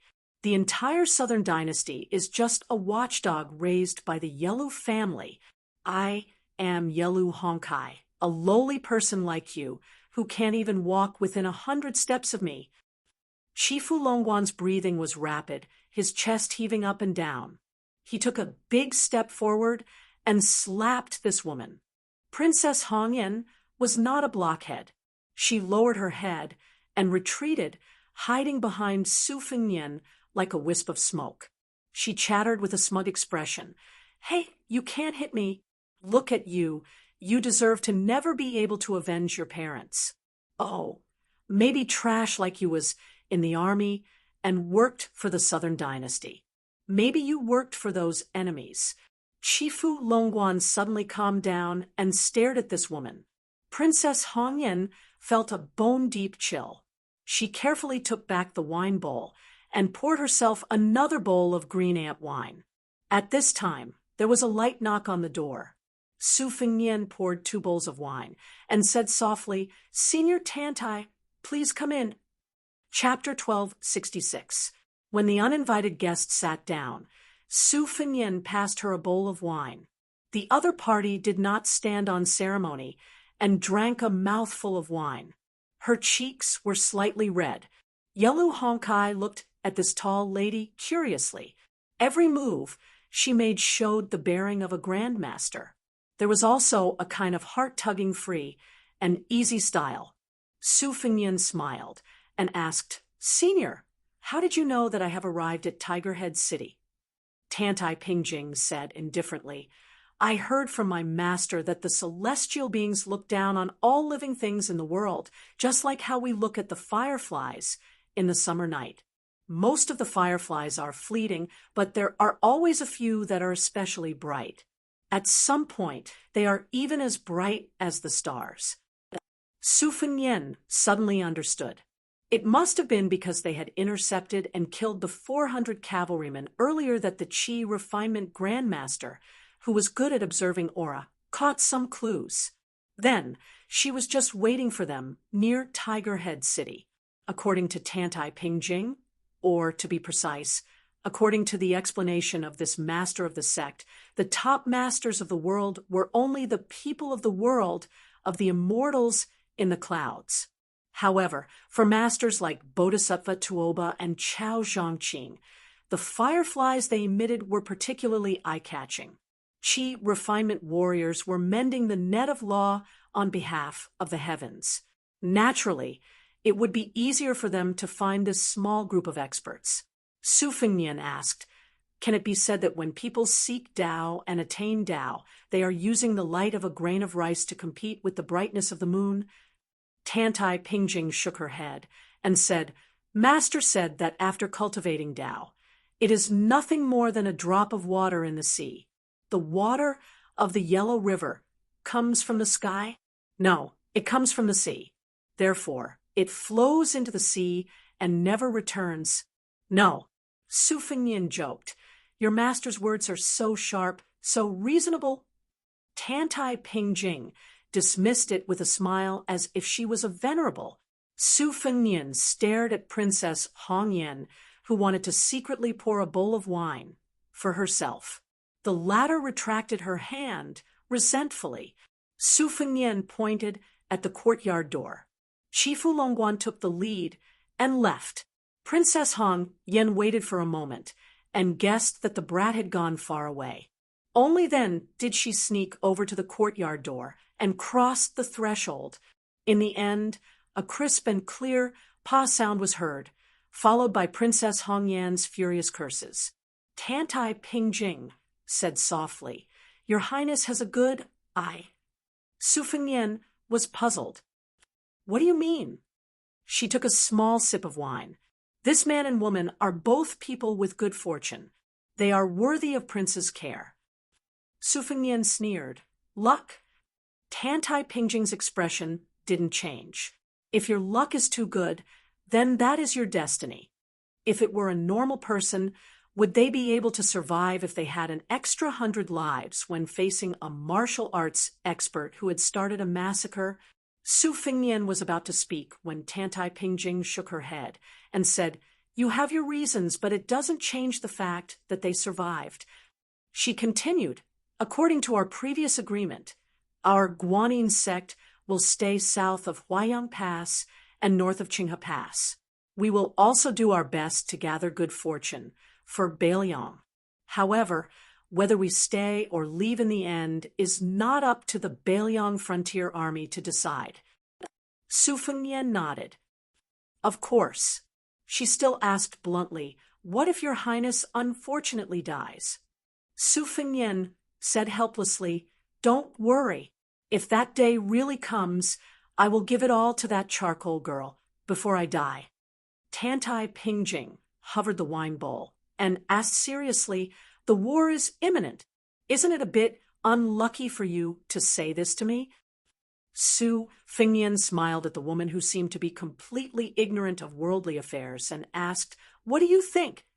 Tantai Pingjing rested one arm on the stone table and the other hand holding the wine bowl. She raised her head to look at the starry sky. Su Fengnian was in a peaceful mood. He closed his eyes and slowly took a sip of wine. The two people who didn't look at each other casually asked and answered each other's questions. The Beimang army's forces on the border are almost at their limit, but they still have spare soldiers and horses to launch the next wave of attacks on the northern grasslands. Faced with an enemy that the entire Liang dynasty should be able to contend against, aren't you worried about Liuzhou, which has the least danger? Of course I'm worried. It's probably like when Su Shao watched me go to the Central Plains and Beimeng. To attack Liangzhou, Liuzhou, or Yuzhou, which one to attack first has its advantages and disadvantages for Beimeng. What do you think? In truth, it doesn't matter where we attack first. My father, Su Xiao, my master, Li Yishan, Yuan Zuozong, Chu Lushan, Yan Wenluan, Qinyan Shui, He Zhonghu, and people like Lu Jinu of Hudu have already done the best they can for Beiliang. You might not believe it, but I'm beginning to think that Beiliang might really be able to hold on. But I don't know who will die on the battlefield in Beiliang. I don't want to know. Then why hasn't Tuoba appeared on the border? It's just like how the Zhao clan's son of heaven wants to keep Gu Jiantang in the north and not let him go to Guangling Road, because this is the dynasty's final trump card. When that old woman and the imperial tutor needed Tuoba to personally take action, it meant that the situation was starting to slip out of control. Before this, they were all confident that victory was in their grasp. Tantai Pingjing suddenly asked a very off-topic question.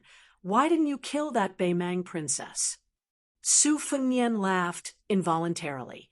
After a moment of silence, he looked at the starry sky with her. Of course, it's not that I like her. It's just that she reminds me of someone I miss very much. We both like marten forehead coverings, have the same bad reputation, and have the same unyielding character. I could have killed her, but I didn't because I wanted her to know how difficult it is to live. Tantai Pingjing poured the last bit of wine into her bowl and finished it in one gulp. Who do you really care about? Su Fengnian stretched out his finger and pointed at the starry sky. He said gently, "My elder sister is there." After some time, Su Fengnian came back to his senses. He could not help but hold his forehead and sigh. This #1 Qi refinement warrior of the dynasty, who had extraordinary status and strength, not only fell asleep drunk, but was also snoring on the table. Su Fengnian could read her mind. He looked at her and sighed. "You must be missing your master, right?" Chapter 1267. As the morning mist rose, a group of people rode out of Tiger Head City's south gate and parted ways. Chifu Longguan changed into the armor of the Beiliang Light Cavalry, and at the same time received a new identity card. His name was also changed to Chifu Longguan. From today onwards, he was a member of the Beiliang Frontier Army. When he left the city, the young man who had betrayed Beimeng would occasionally touch the cold saber at his waist. The Beiliang war saber was known as the Grand Su style, which meant that all war sabers in the world had to be made using the Su family's war saber. Chifu Longguan knew that if this war saber was sold in the royal court, it would be impossible to get it without 500 taels of silver. Moreover, there was a price but no market. Countless members of the royal family and the grassland were proud to be able to collect the complete set of Su Yangliang's saber. Chifu Longguan, who was used to being poor, had such a saber. His back straightened a bit, and he always felt that he was now a rich man. But there was a secret that made the young rider even more excited than the cold saber-like crossbow and his identity. The king of Beiliang had passed on to him a nameless saber manual and a set of Wudang mantras. Chifu Longguan was now full of pride, and he was also willing to fight on the battlefield for the young new king of Liang. He followed the king of Beiliang's orders to escort Princess Hongyan to Luzhou. As long as he threw this yellow woman to the border, he could ignore her. When the time came, he could directly join the Longxiang army. After that, whether he lived or died in the Battle of Liangmeng would depend on his own luck. Yelu Honkai hesitated, then turned his horse around and spurred it to catch up to Su Fengnian. He stopped his horse to block the way and said in a low voice, "You're just going to let me go back to Beimeng like this?" Su Fengnian smiled and said, "What else? Let the Jade Cicada Prefecture take out a mountain of gold and silver to redeem you? Even if your father is willing to pay, you are destined not to return alive." a proper princess captured by Bailiang as a captive, the Yelu family probably can't afford to lose face. Yelu Honkai wanted to say something, but stopped. Su Fengnian waved his hand and said, "Your life and death has no bearing on the big picture. Don't think too highly of yourself." Yelu Honkai smiled playfully and said, "I originally wanted to reveal the whereabouts of the Beimang army, but since you don't want to listen to my calculations and guesses, then forget it." Su Yelu Hongsai's eyes, Yelu Honkai. The woman narrowed her eyes, her face as dark as water. She fiercely slammed her horsewhip and brushed past the repulsive fellow. Su Fengnian and Tantai Pingjing continued on their way to Huayang Pass. Seeing the questioning look of this Qi refinement grandmaster, Su Fengnian smiled softly and said, "Given Yelu Hongsai's scheming nature, I can't expect her to tell me the truth. She might even lie about the military situation to trick me once. Instead of being tormented by her words and becoming suspicious of everything, I might as well not listen." Yelu Honkai smiled and said, "My intuition tells me that once this lady speaks, she will speak the truth." Su Fengnian mocked himself. "It sounds like we have suffered a great loss." But he did not call back Princess Hongyan, who might be kind-hearted once in a while. Tantai Hongyan smiled and did not speak anymore. She was tall. Although she was 100 years old, her face was still youthful. She was dressed in snow-white clothes. When she galloped, her clothes fluttered in the wind like a huge white lotus blooming on the desert. At this moment, this scene was worthy of being described as shocking. After a moment of silence, Tantai Honkai suddenly asked curiously, "Beimang has a huge debate on whether to attack the Bailiang in the west or the Liang dynasty in the east. If not for the mysterious royal tutor from the chess and sword music school and the new king of the south courtyard, Dongzhua, who insisted on attacking the Bailiang first, you Bailiang would be the laughingstock of Gu Jiantang now." Apart from that, most of the Beimang generals and officials, as well as the most powerful factions in the grassland, felt that it was more worthwhile to attack the east. After all, if they defeated the two lines of defense, they would be able to force their way to Great Peace City. They might even be able to cooperate with West Chu's revival in Guangling Road. This would exhaust the Liang dynasty's army and make them unable to cooperate with each other. Why would the Empress of Beimang stand her ground against all opinions and agree to fight the Bailiang to the death? Isn't this exactly what the Empress of the Zhao family wanted?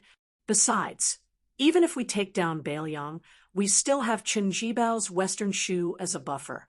Su Fengnian smiled and interrupted Tantai Hongsai's words. "It's very simple. Beimang can attack Bailiang with all their strength, but they definitely won't dare to attack the Liang dynasty in the east. They don't dare to expose their butts to the 300,000 border soldiers of Bailiang. The Bailiang cavalry, who have experienced hundreds of battles, not only have unparalleled mobility, they are also very familiar with the desert terrain and long-distance raids.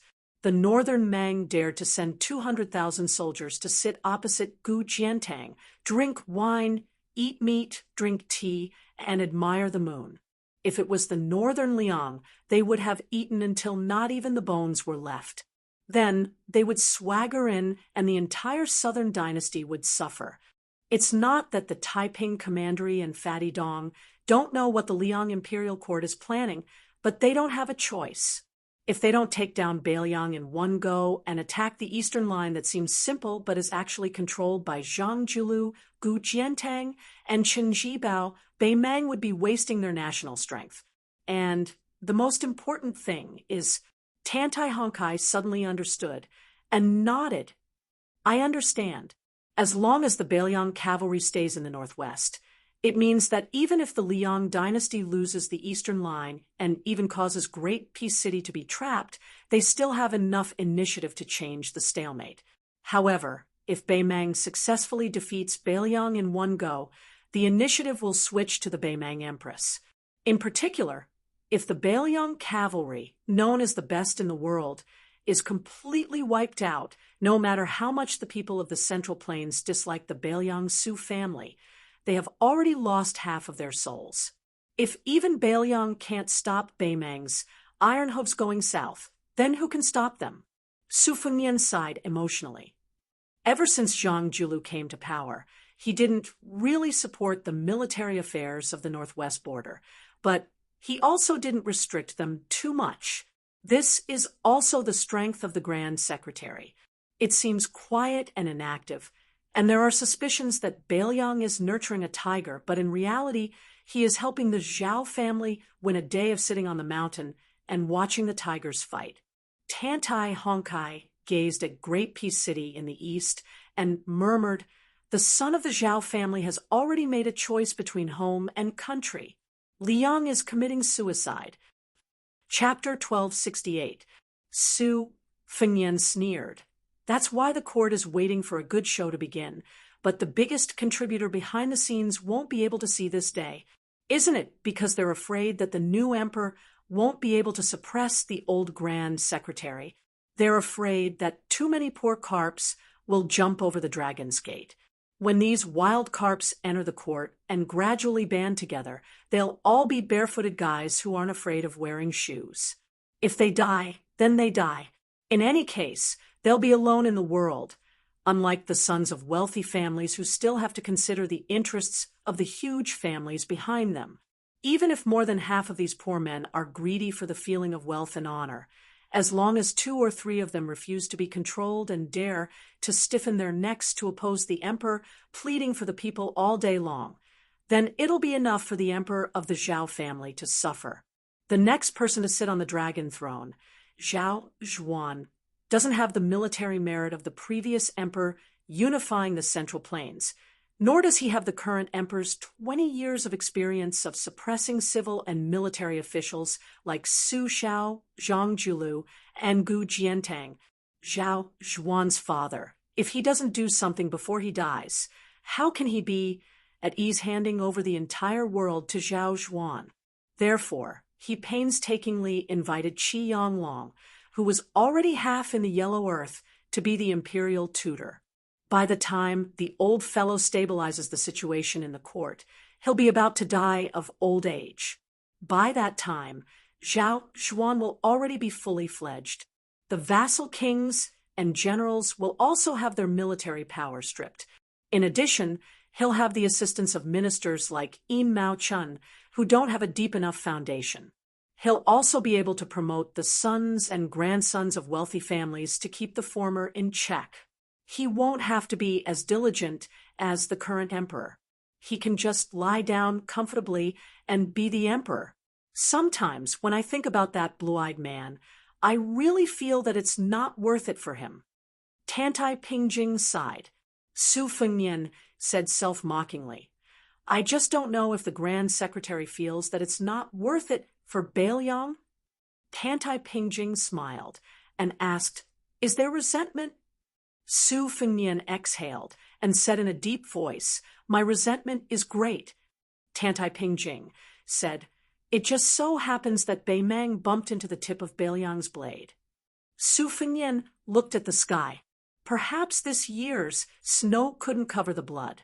The headquarters of the Northern Liang Protectorate within Huayang Pass was still ridiculously simple and crude.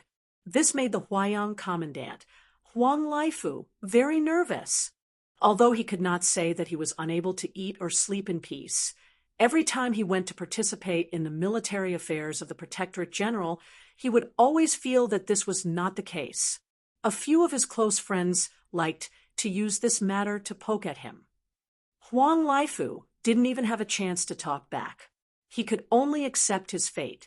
Over time, he became the #1 joke in Liangzhou's northern border. But as the atmosphere of the impending war grew thicker and thicker, these harmless jokes quickly disappeared. Today, Huang Laifu went to the protector's manor to do official business. Recently, several generals and commanders were in the manor, discussing the deployment of Beimang's troops and the direction of the main attack. Huang Laifu was a rough man who knew how to fight, but was not good at talking. He couldn't get a word in. But when he heard the arguments of the old generals and commanders, he felt very comfortable. He felt that as long as they were in charge of the border, not to mention the fact that the Baelyang frontier army was strong and unharmed, even if Huda City was accidentally lost, Huang Laifu would take it back without a second thought. When Huang Laifu walked into the lobby of the Protector's Manor, which was hung with maps of various sizes, he obviously felt something strange. In the center of the lobby, there was a huge table made of yellow pear wood. On both sides of the table, there were many new faces. Infantry Commander Yen Wenluan, an experienced general, should be visiting Huaiyang Pass for the first time. Cavalry Commander Yuan Zuozong was also here. Great Ancestor Gu, Zhou Kang, He Zhonghu, and Chunyan Shui, the four new and old deputy commanders, were here for the first time. Qi Danghua, one of the general's adopted sons, was also standing on one side. Yuzhou provincial governor Hu Kuei and Yuzhou General Huang Fuqiu stood side by side. Liangzhou provincial governor Wang Peifong, who had just been promoted from Yuzhou provincial governor to a higher position, was trembling with fear. This Baelyang provincial governor, who could be said to have made a name for himself, was standing alone in the most remote corner. Obviously, on this occasion, the fart of any other armored general would be more effective than him, a civil official shouting at the top of his lungs. But the person that shocked Huang Laifu the most was the second princess, Su Weisheng.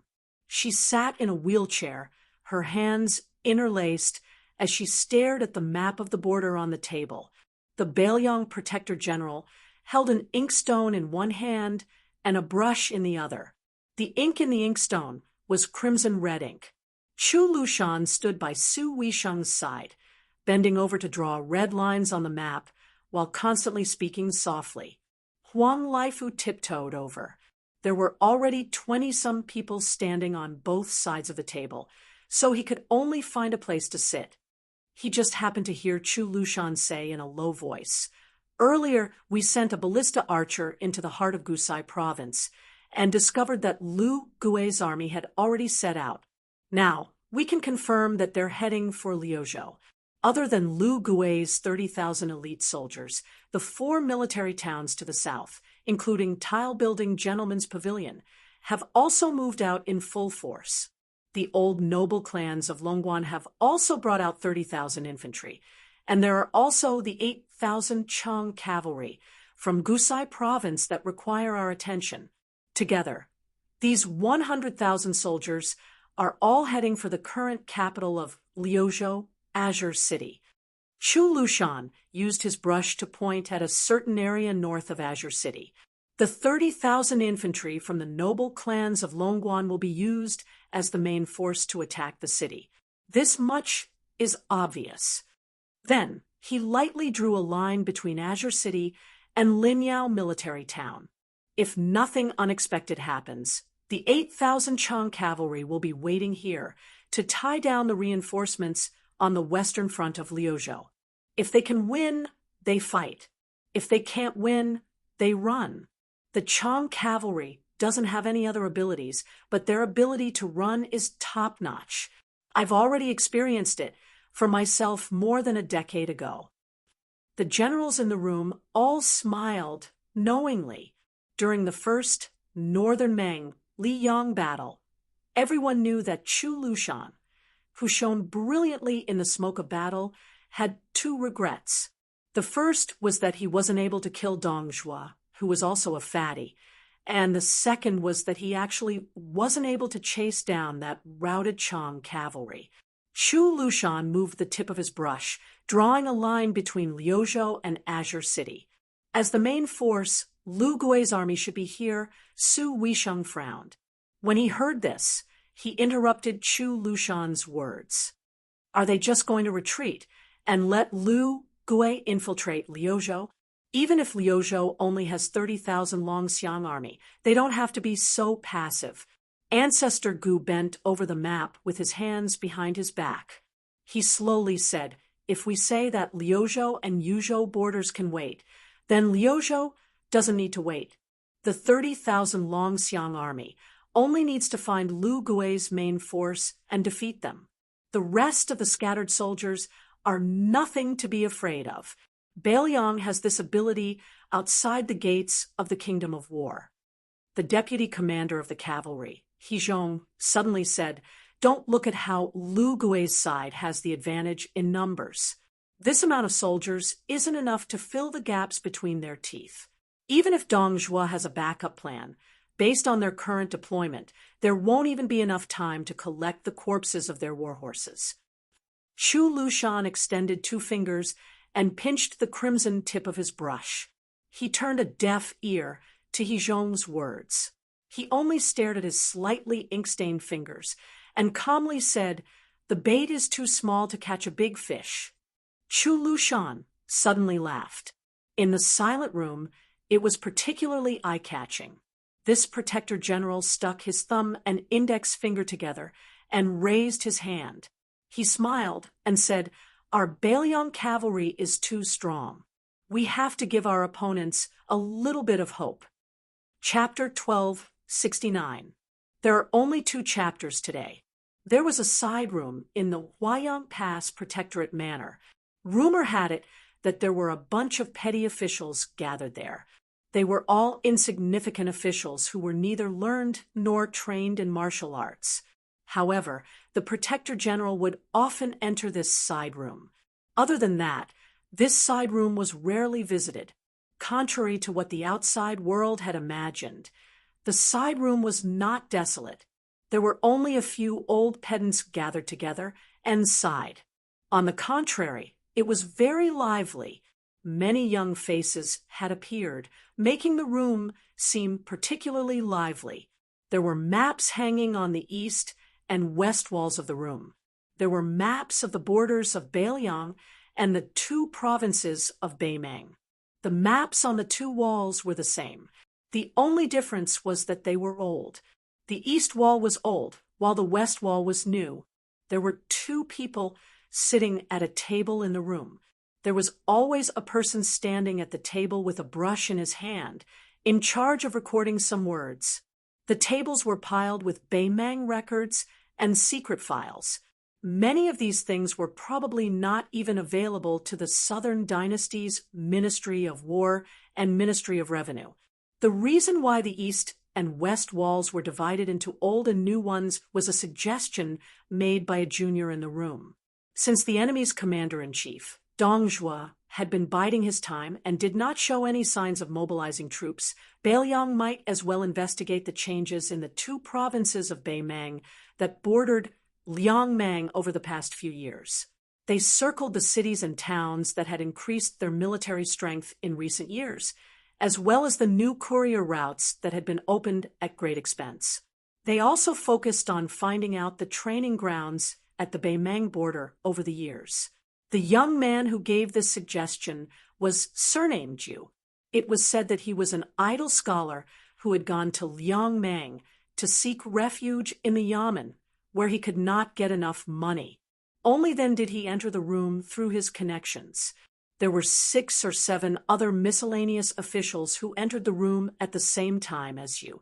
Some of them were sons of generals who had studied the military and were born with a scholarly air.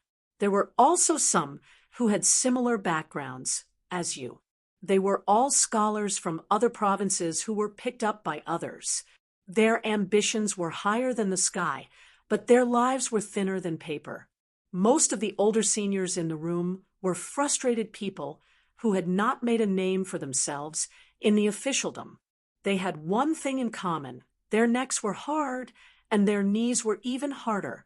They did not know how to bow and bend their knees. Usually, they liked to drown their sorrows in alcohol. Once they drank too much, they would naturally be unable to control their mouths and talk about the state affairs. Then, one day, they would suddenly be taken to the border by the Whispering Room's spies. They did not even have the chance to say goodbye to their families before they disappeared into thin air. At first, they were scared witless. thinking that they were going to be beheaded by the temperamental Great Demon Chu. Later, they found out that they were just helping to analyze the situation of the war. Gradually, they calmed down. However, although they had become guests of the Protectorate General and were working for the Protectorate General, they did not have any official rank or salary. They were neither in heaven nor on earth, so it was not a pleasant job. Fortunately, these people had long worn away their ambitions in the officialdom. They were able to endure the dull and tedious work in the room. In addition, Lord Chu Lushan's reputation was too frightening. Every one of them was cautious and conscientious. They were afraid that one day Chu Lushan would feel that they were officials who did not want to work hard without complaint. Then, with a crack, their heads would be chopped off. The outsiders who often came in and out of the room were all people who had walked out of the Fu Shui room. They constantly sent strange things to the people in the room. There were documents on the recent promotions of the Ministry of War, reports from the Ministry of Revenue on the amount of grain that had been lost in various places. There were even papers of different textures, specific details such as which beacon and which relay road had been repaired were written down. These Fu Shui room spies came and went hurriedly. When they entered the room, they did not say a word. They put down the secret records and silently left, their eyes never looking sideways. In the words of Sir Hong, who was temporarily in charge of the room, they were ruthless people who killed without blinking and slept without closing their eyes. The older ones, like Sir Hong, believed in doing more and speaking less. At most, they would occasionally sigh with emotion. As for the young man called Yu Deji, he was even more like a newborn calf that was not afraid of a tiger. He dared to speak freely in the room. The young scholar Li Yu and Zhao Ying, whose father was the county magistrate of Lingzhou, had a great argument 2 days ago about whether the Beimang army should be attacking Liuzhou or not. The argument was so earth-shattering that even Sir Chu was alarmed. At dusk, Sir Hong, whose eyesight was not good, even though he was sitting by the window, where the light was the best, he still lit an oil lamp. When he turned his head, he heard the sound of light footsteps that he was used to. Turning his head, he saw an extremely young and tender Fu Shui room spy. After entering the room, he handed over a letter to Wang Guifang, who was in charge of receiving the item. Sir Hong no longer feared these people who had once made all of the Beiliang officials feel their hairs stand on end. It was not that Sir Hong was bold, but after all, he was working for the Protector General. It was no different from having a golden protective talisman stuck to his forehead. What was there to be afraid of? However, it was impossible for Sir Hong to have a good impression of these people. It was not just him. Most of the people in the room did not want to have anything to do with the Fu Shui room. Sir Hong inadvertently discovered that after his old friend Wang Guifang and the young spy walked out, he revealed a carefully concealed expression of disdain and bad luck. He used his fingers to pinch the document and quickly placed it on the young man Yu Deji's desk. Sir Hong stood up and pretended to look at the map on the wall. When he passed by Yu Deji's desk, he saw that it was a page that had been casually torn off by someone. Most of it was soaked in blood, but the blood had already dried. Chapter 1270. Sir Hong shook his head helplessly. These spies from the Fu Shui chamber were too careless. The things they sent over every few days were either wrinkled, as if they had been pulled out of the water, or grit could still be shaken out of them. Today, it was even more exaggerated. It was even stained with blood. In the dusk outside the room, the young spy raised his arm and fiercely wiped his eyes. Then he walked down the steps and left with large strides. The spy saw a young man in casual clothes standing at the door to the courtyard. The two looked at each other. The spy's eyes were filled with well-hidden wariness. His intuition told him that if this person was an enemy, he would probably die. The two brushed past each other. Even though the young spy knew that this person could appear in the protectorate personally watched by Sir Chu, he was definitely not a spy from Beimeng. However, the young man still subtly bent down, slightly, one hand tucked into his sleeve. Only when the distance between them increased did he feel relieved. He realized that his hand holding the dagger was covered in sweat. The young spy was somewhat curious. That person was not very old. So why was he able to make him unconsciously assume a posture, as if he was facing a great enemy? When Su Fengnian quietly walked into the room, Wang Guifang, whose desk was near the door, raised his eyelids. He only thought that this was another spy from the Fu Shui chamber. He stood up and extended his hand. Su Fengnian asked quietly, "Where is the thing that was just sent over?"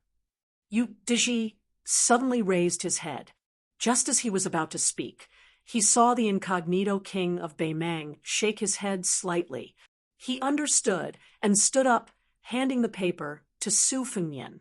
He was none other than Yu Luandao, the eldest grandson of the Yu family, a powerful clan in the Central Plains. His pseudonym was Yu Diji, and he worked as a handyman in this house. He was a nobody, and he spent all his time picking and choosing from those secret records and documents. In fact, as long as Yu Wandao wanted to get an official position, Hu Kuei, the provincial governor of Liangzhou, who was deeply respected by Su Fengnian, could make him a fourth-rank general, not to mention others. The piece of paper that Yu Wandao handed to Su Fengnian was a page from the famous prose collection Small Window Leisure, written by Lu Jingsheng, the literary giant of the former Southern Tang dynasty. It was widely circulated among the remaining elders of the spring and autumn period. However, the pages of this Southern Tang edition could not be considered very valuable, and the text on the page was also very popular. However, the line of hastily written words added at the end of the page might not be worth 1,000 gold, but it was definitely more valuable than the life of the writer. Before the great battle, the scouts would die first, but many people didn't know that spies would die earlier. Moreover, they would only die silently. It couldn't even be considered tragic. Yu Wandao wanted to open his mouth to explain that those scattered, obscure, and unwritten words should be linked together in the secret file unique to Fu Shui Room to explain why. Outsiders didn't know that Fu Shui Room had an extremely hidden book of explaining words. Different death warriors and spies corresponded to their own written explanations. Therefore, even if a secret spy report was intercepted by Beimeng, it would still be meaningless. The spy who sent this page was codenamed 24-Foot in Fu Shui Room. Yu Wandao needed to flip to the 24th chapter of the Book of Explaining Words on his desk to obtain the exact content. Su Fengnian was silent, tightly holding the page. He walked to the wall and raised his head to look at a map of Gusai Prefecture. Sir Hong was confused. Unlike those inflexible spies of Fu Shui Room, he guessed that this person might be the son of a general who was related to some important figure in the protectorate. Otherwise, he wouldn't be able to walk into this room. Looking at the situation, Yu Daji, whom he and Wang Guifang privately said was Yu Daji, was most likely familiar with this person. Sir Hong pulled on Yu Daji's sleeve and said softly, "Little Yu, is this your friend? This is against the rules. If the Protector General finds out, you and I will both have to bear the consequences." Yu Wandao said softly, "It's fine." Even the usually easygoing Sir Hong couldn't help but feel anxious. The rules set by Protector General Chu were greater than the sky at the border of Bailiam. How could a little scholar say it was fine? When the time came, everyone in the room would be implicated by Yu Daji, who had broken the rules. Just as Sir Hong was about to remind the young man that it was time to leave the room, he suddenly heard the man murmur, "The historian's family is unfortunate. The country is fortunate. The country does not prosper. The family prospers." Sir Hong, who had studied hard for many years, immediately understood. Wasn't this a passage written by the great Southern Tang prose master Lu Jingsheng in Small Window Leisure? Next, Sir Hong saw the young man gently smooth out the wrinkled page and hand it back to Yu Deji. Yu Wandao took the page and handed it to Sir Hong. He said indifferently, "Sir Hong, this page can be filed away. I have already deciphered the words on the page. In a moment, I'll have to trouble you to have someone send it to Protector General Chu's study." Sir Hong took the page and glanced at it. He didn't have a deep impression. He only felt that the strokes were stiff and the transitions were stagnant. The woman played with the blade, and the man embroidered flowers. It was truly unsightly. Sir Hong suddenly raised his head and saw the young man looking at him expressionlessly. He was immediately frightened.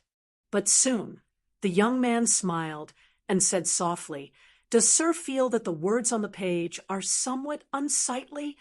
Having been seen through, Sir Hong smiled awkwardly and didn't know how to respond. That person didn't make a fuss and only raised his voice slightly. Everyone in the room has worked hard. After saying this, Sir Hong didn't have time to criticize before he walked straight to the door. Sir Hong first saw Wang Guifeng standing dumbstruck at the door. Then he saw Beiliang's Protector General Chu Lushan, Cavalry Commander Yuan Zuozong, Infantry Commander Yan Wenwan, and many other people standing behind them. Sir Hong didn't dare to keep looking. If this wasn't shocking enough, then what made Sir Hong's scalp tingle was that the young man had just stepped over the threshold and walked out. Outside the house, a small group of people who deserved to be called the most powerful people in northern Liang were all making way for him. Chapter 1271. In the main hall of the Governor General's office, Yan Wenwan looked at the young man wearing a black robe embroidered with gold. For some reason, his mind wandered. He remembered that when the general had put on Prince Liang's blue satin robe, he, Zhong Hongwu, and Lu Yuanji couldn't help but go up and touch it. Of this group of old people, other than he Zhonghu and Chen Yunshui, Zhong Hongwu was dead. Wei Taizhan and Lu Yuanji had retired from the army and returned home to retire. As for the younger group, only half of the general's 6 adopted sons were left. Yan Wenluan, as an important leader of Changling's mountain, naturally had high hopes for Chen Jibao. In the old man's mind, Beiliang's best day was when Su Fengnian was stationed outside Chen Jibao's battle pass in Liangzhou. It was a pity that he would not be able to see this scene in this lifetime.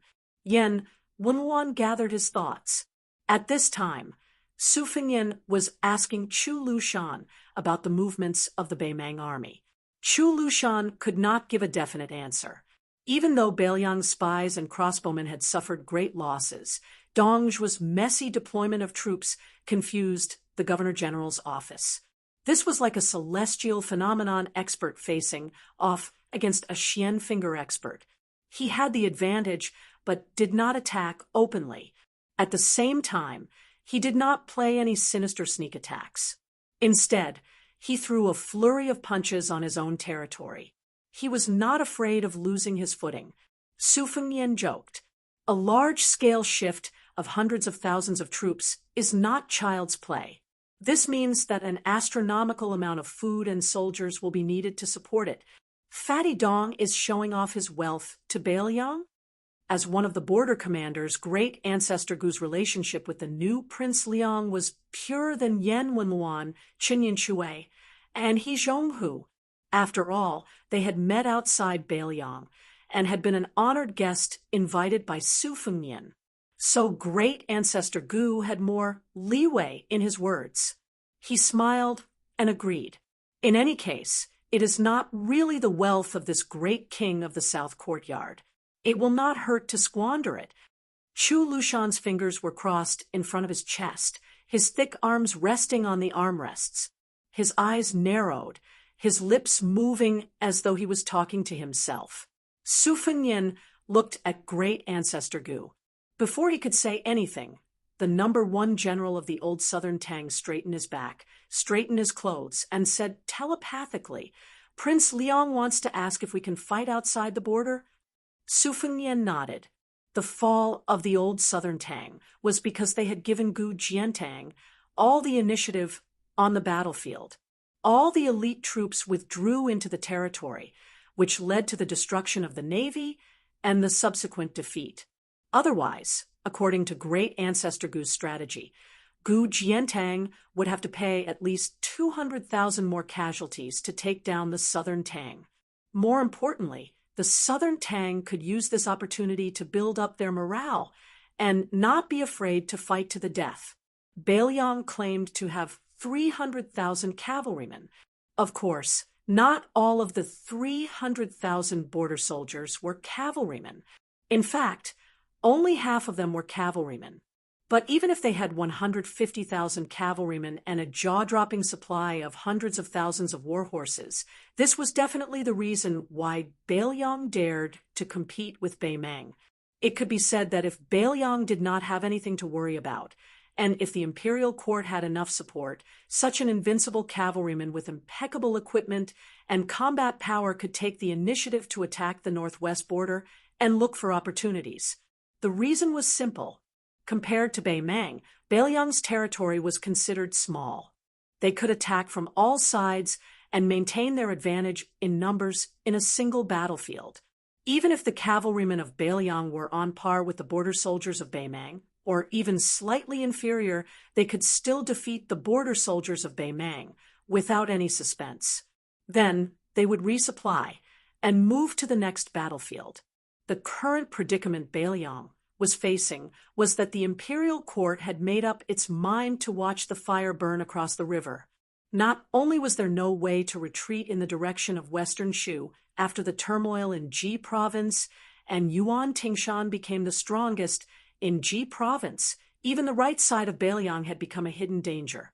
It was true that Gu Jiantang could not meddle with the internal affairs of Bailiang, but it was easy for him to do something between Liao province and Bailiang. Great Ancestor Gu kept them in suspense and said with a playful smile, "It's not impossible, but it depends on whether Bailiang has the courage or not."